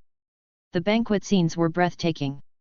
Outside the castle, an enormous fireworks display was underway, splashes of color lighting up the entire night sky. Misty stood on a balcony in a beautiful pink evening gown, watching the fireworks. What an amazing banquet! Brock, dressed in a sharply pressed suit, adjusted his tie with an expression of deep satisfaction, his eyes turning into little stars. What a wonderfully elegant evening! I wonder if there's a lovely young lady somewhere who might like to share this romantic moment with me. He was already drifting toward a pretty girl passing by when May grabbed him by the ear and dragged him away. The comment section was delighted by Brock's subplot. That Brock, honestly, just as you'd expect from looking at him. Hey, don't judge a book by its cover. Though in this case, judging by the cover was completely correct, ha ha ha. Then the camera began a slow pullback to a secluded balcony on the far side of the castle. Against a sky full of fireworks. The air on the balcony rippled almost imperceptibly. A tiny Pokémon materialized out of thin air, pink all over, with a long, slender tail trailing behind it. It drifted above the crowd, its large clear eyes drinking in the lively world below with open curiosity, letting out the occasional faint sound, like a child's soft giggling. Not a single person in the banquet below seemed to notice it at all. The comment section was instantly won over by the little creature. What Pokémon is that? It's adorable. Is it invisible or something? Nobody can see it. Is it ghost type or psychic type? But Cynthia's reaction was unlike anyone else's. Her whole body went rigid. She stared intently at the small pink creature flitting happily across the screen, her expression filled with disbelief. The thing was tiny and cute, and she would have sworn she had never seen it in any Pokédex entry before. And yet it felt strangely, deeply familiar. Wait. She suddenly thought back to the Ghost World arc from earlier in the game, and the terrifying existence that had unleashed world-ending power and clashed cataclysm against cataclysm with the ruler of that inverted world. That long tail. The streamlined shape of the body. And that aura of mysterious psychic energy it radiated with every movement. Mewtwo. This tiny pink thing, how could it look so much like Mewtwo? But she didn't let the thought pass her lips. Without solid evidence, saying that name aloud would send the comments into chaos. She pressed the question quietly down inside herself, her gaze sharpening like she hadn't let it all evening. The comment section kept drifting past, cheerful and oblivious. This little thing is way too cute. Is it heading toward Pikachu? It keeps floating in that direction. On screen, the pink creature wove between the castle's spires, its long tail leaving trail after trail of pink after images. It seemed drawn to the fireworks, though perhaps even more drawn to the Pikachu sitting beside the throne, cake in hand, cream all over its face. It drifted lower and closer. Finally it stopped beside the crystal chandelier above the throne, peeking silently downward, its round eyes fixed unblinking on Pikachu. Pikachu's chewing slowed slightly. It seemed to sense something. It lifted its head, and its small black bead eyes met the gaze of the half-transparent little creature hovering above. Pika. Pikachu tilted its head. The pink Pokémon let out the softest sound, the sound of a child caught in the middle of mischief. The next instant, its entire body blazed with light, and it swept Pikachu up in a flash of pink. Pika. Pikachu didn't even manage a full cry before it and Mew both vanished from the air entirely. And in that same instant, Meowth, who had quietly slipped into the hall and was hiding behind one of the marble columns, poised to snatch Pikachu the moment everyone was too busy drinking to notice, was swept up in the pink light along with them. Hey! Don't grab me! I'm just passing through! Meowth's wretched shriek dissolved into the empty air. The space beside the throne was suddenly, completely bare. Pikachu! Ash shot to his feet across the hall, watching his partner disappear into nothing, the color draining from his face. He threw every bit of protocol aside and leapt down from the throne, moving too fast for the guards' spears to stop him. The comment section tore loose all at once. Oh no! That pink thing just kidnapped Pikachu. Meowth got swept up too, ha ha ha ha, what are the odds? Ash, slow down, don't fall. What even is that pink Pokémon? Looks totally harmless, and then its first move is abducting the main character's partner. Cynthia's frown deepened. It wasn't just Mew's identity that concerned her. It was the way it moved. Judging by how effortlessly, how casually it had pulled off that teleportation, the list of known Pokémon capable of doing something like that without breaking a sweat was a very short one. And this little creature had done it the way most things breathe. It had to be a legendary Pokémon. Some viewers in the comment section had started to catch on as well. Cynthia, why do you look so serious? Did you notice something we didn't again? Tell us, tell us. Cynthia shook her head without answering right away. She couldn't say aloud that it looked remarkably similar to Mewtwo, not yet. That would only throw the comments into a frenzy. She decided to watch the rest of the film first. On screen, Ash reached the empty throne and grabbed at nothing, his expression frantic. Pikachu, where did you go? Just then, the Guardian's scepter, which he had casually left leaning against the throne, the one set with a great blue crystal, began to glow without warning. A blazing, brilliant blue light, the exact same light as in the opening scene when Sir Aaron sealed Lucario inside. Hey! Ash stared at the scepter. The blue light swelled brighter and brighter, and then, with a heavy, resonant crack, it exploded outward from the center of the scepter. A figure of deep blue and black was flung from the brilliance, landing hard on the red carpet before the throne. Lucario. It knelt on one knee, breathing in ragged bursts, chest heaving violently. The bone spikes on the backs of its hands still pulsed with a faint blue glow. Slowly it raised its head, and the red eyes were full of wariness and cold fury. Its gaze locked onto the boy wearing the blue cape who stood before it. You are not Aaron. Lucario's voice came directly into everyone's mind through telepathy, its tone sharp as a blade. But your aura carries his. The entire hall fell silent. The music stopped. Everyone stood frozen, staring at the legendary Pokémon that had just emerged from the scepter. Queen Eileen gripped the railing beside her, her whole body trembling. That's Lucario. Sir Aaron's Lucario. The elder beside her was equally speechless, murmuring to himself. The seal has been broken, after 1,000 years, 1,000 years.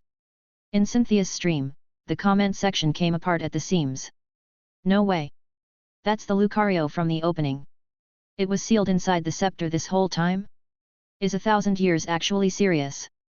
What was Aaron thinking, sealing his own partner away for 1,000 years? That's insane. Ash is in trouble. He just accidentally freed someone who was betrayed by his trainer for 1,000 years. Cynthia's eyes narrowed slightly as well. She suddenly realized this film's story was a little more layered than she had expected. 1,000 years of imprisonment, 1,000 years of resentment, broken open by a clueless boy who hadn't the faintest idea what he was doing. On screen, Ash took a step back under the crushing weight of Lucario's presence. Then he thought of Pikachu, bit down, and planted his feet. My name is Ash, not Aaron. He took a slow breath, holding Lucario's gaze directly. My Pikachu just got taken by a pink Pokémon. Do you know where it went? Lucario's eyes narrowed. The blue light around its body pulsed softly. It seemed to be sensing something through its aura. After a long moment, it gave a slow nod. Mew. I can feel its resonance. It has taken your partner home with it. Home. Ash blinked. The tree of beginning. Lucario rose to its feet, its eyes going somewhere distant. It is where all life in this world first began. It is also the last place Sir Aaron and I departed from together. It turned toward the dark night beyond the hall's entrance. If you want to save your partner, come with me. This road, I am the only one in the world who still remembers it. The comment section began filling the screen. Mew? The subtitles just showed it, so that pink one is called Mew. The tree of beginning, even the name sounds sacred. Lucario comes across cold, but it's actually decent. It's willing to take Ash there. Lucario, I hate Aaron. Nothing personal though. Cynthia watched the boy on screen, standing at Lucario's side, anxiety written plainly across his face, and gave a quiet nod. This boy, Ash, she said into the mic, his eyes are so clear. He hasn't given a single thought to being named Guardian. All he's thinking about is his Pikachu. Right, exactly. That's what a real trainer looks like. I'm already attached to this lovable disaster of a main character. The scene changed. Late at night, outside the gates of Cameron Palace. Ash led Misty, Brock, and May onto a group of ferret lent by the castle, well suited for long journeys. Kid appeared from somewhere and fell in beside them on a larger Pokémon of her own. I'm a guard employed by the castle, Kid said flatly. Since you've been named Aura Guardian and you've broken Lucario's seal, it falls to me to accompany you to make sure nothing happens to you. Ash had no time to argue. All he wanted was to find Pikachu. The group raced through the moonlight toward the distant forest swallowed in white mist. And on the mountain trail roughly a kilometer behind them, 3 furtive figures on a single Mariup, which looked like it might collapse at any moment, came wheezing after them. Keep up with them. Jessie said through her teeth. Our targets are Mew and that Pikachu. Get either one, and we can finally get back in the boss's good graces. But, this Mariup is running so slowly. James looked ready to cry. No complaining. Jessie kicked the Mariup in the hindquarters. Move it. Bay. The comment section couldn't stop laughing. Team Rocket being Team Rocket. Even their ride is this pathetic. Ha ha ha, that poor Mariup looks like it's about to burst into tears from that kick. Additionally, if you would like to request novels and access my Google Drive where I have 200+ audiobooks, then you can join my Patreon. Link is also provided in the description.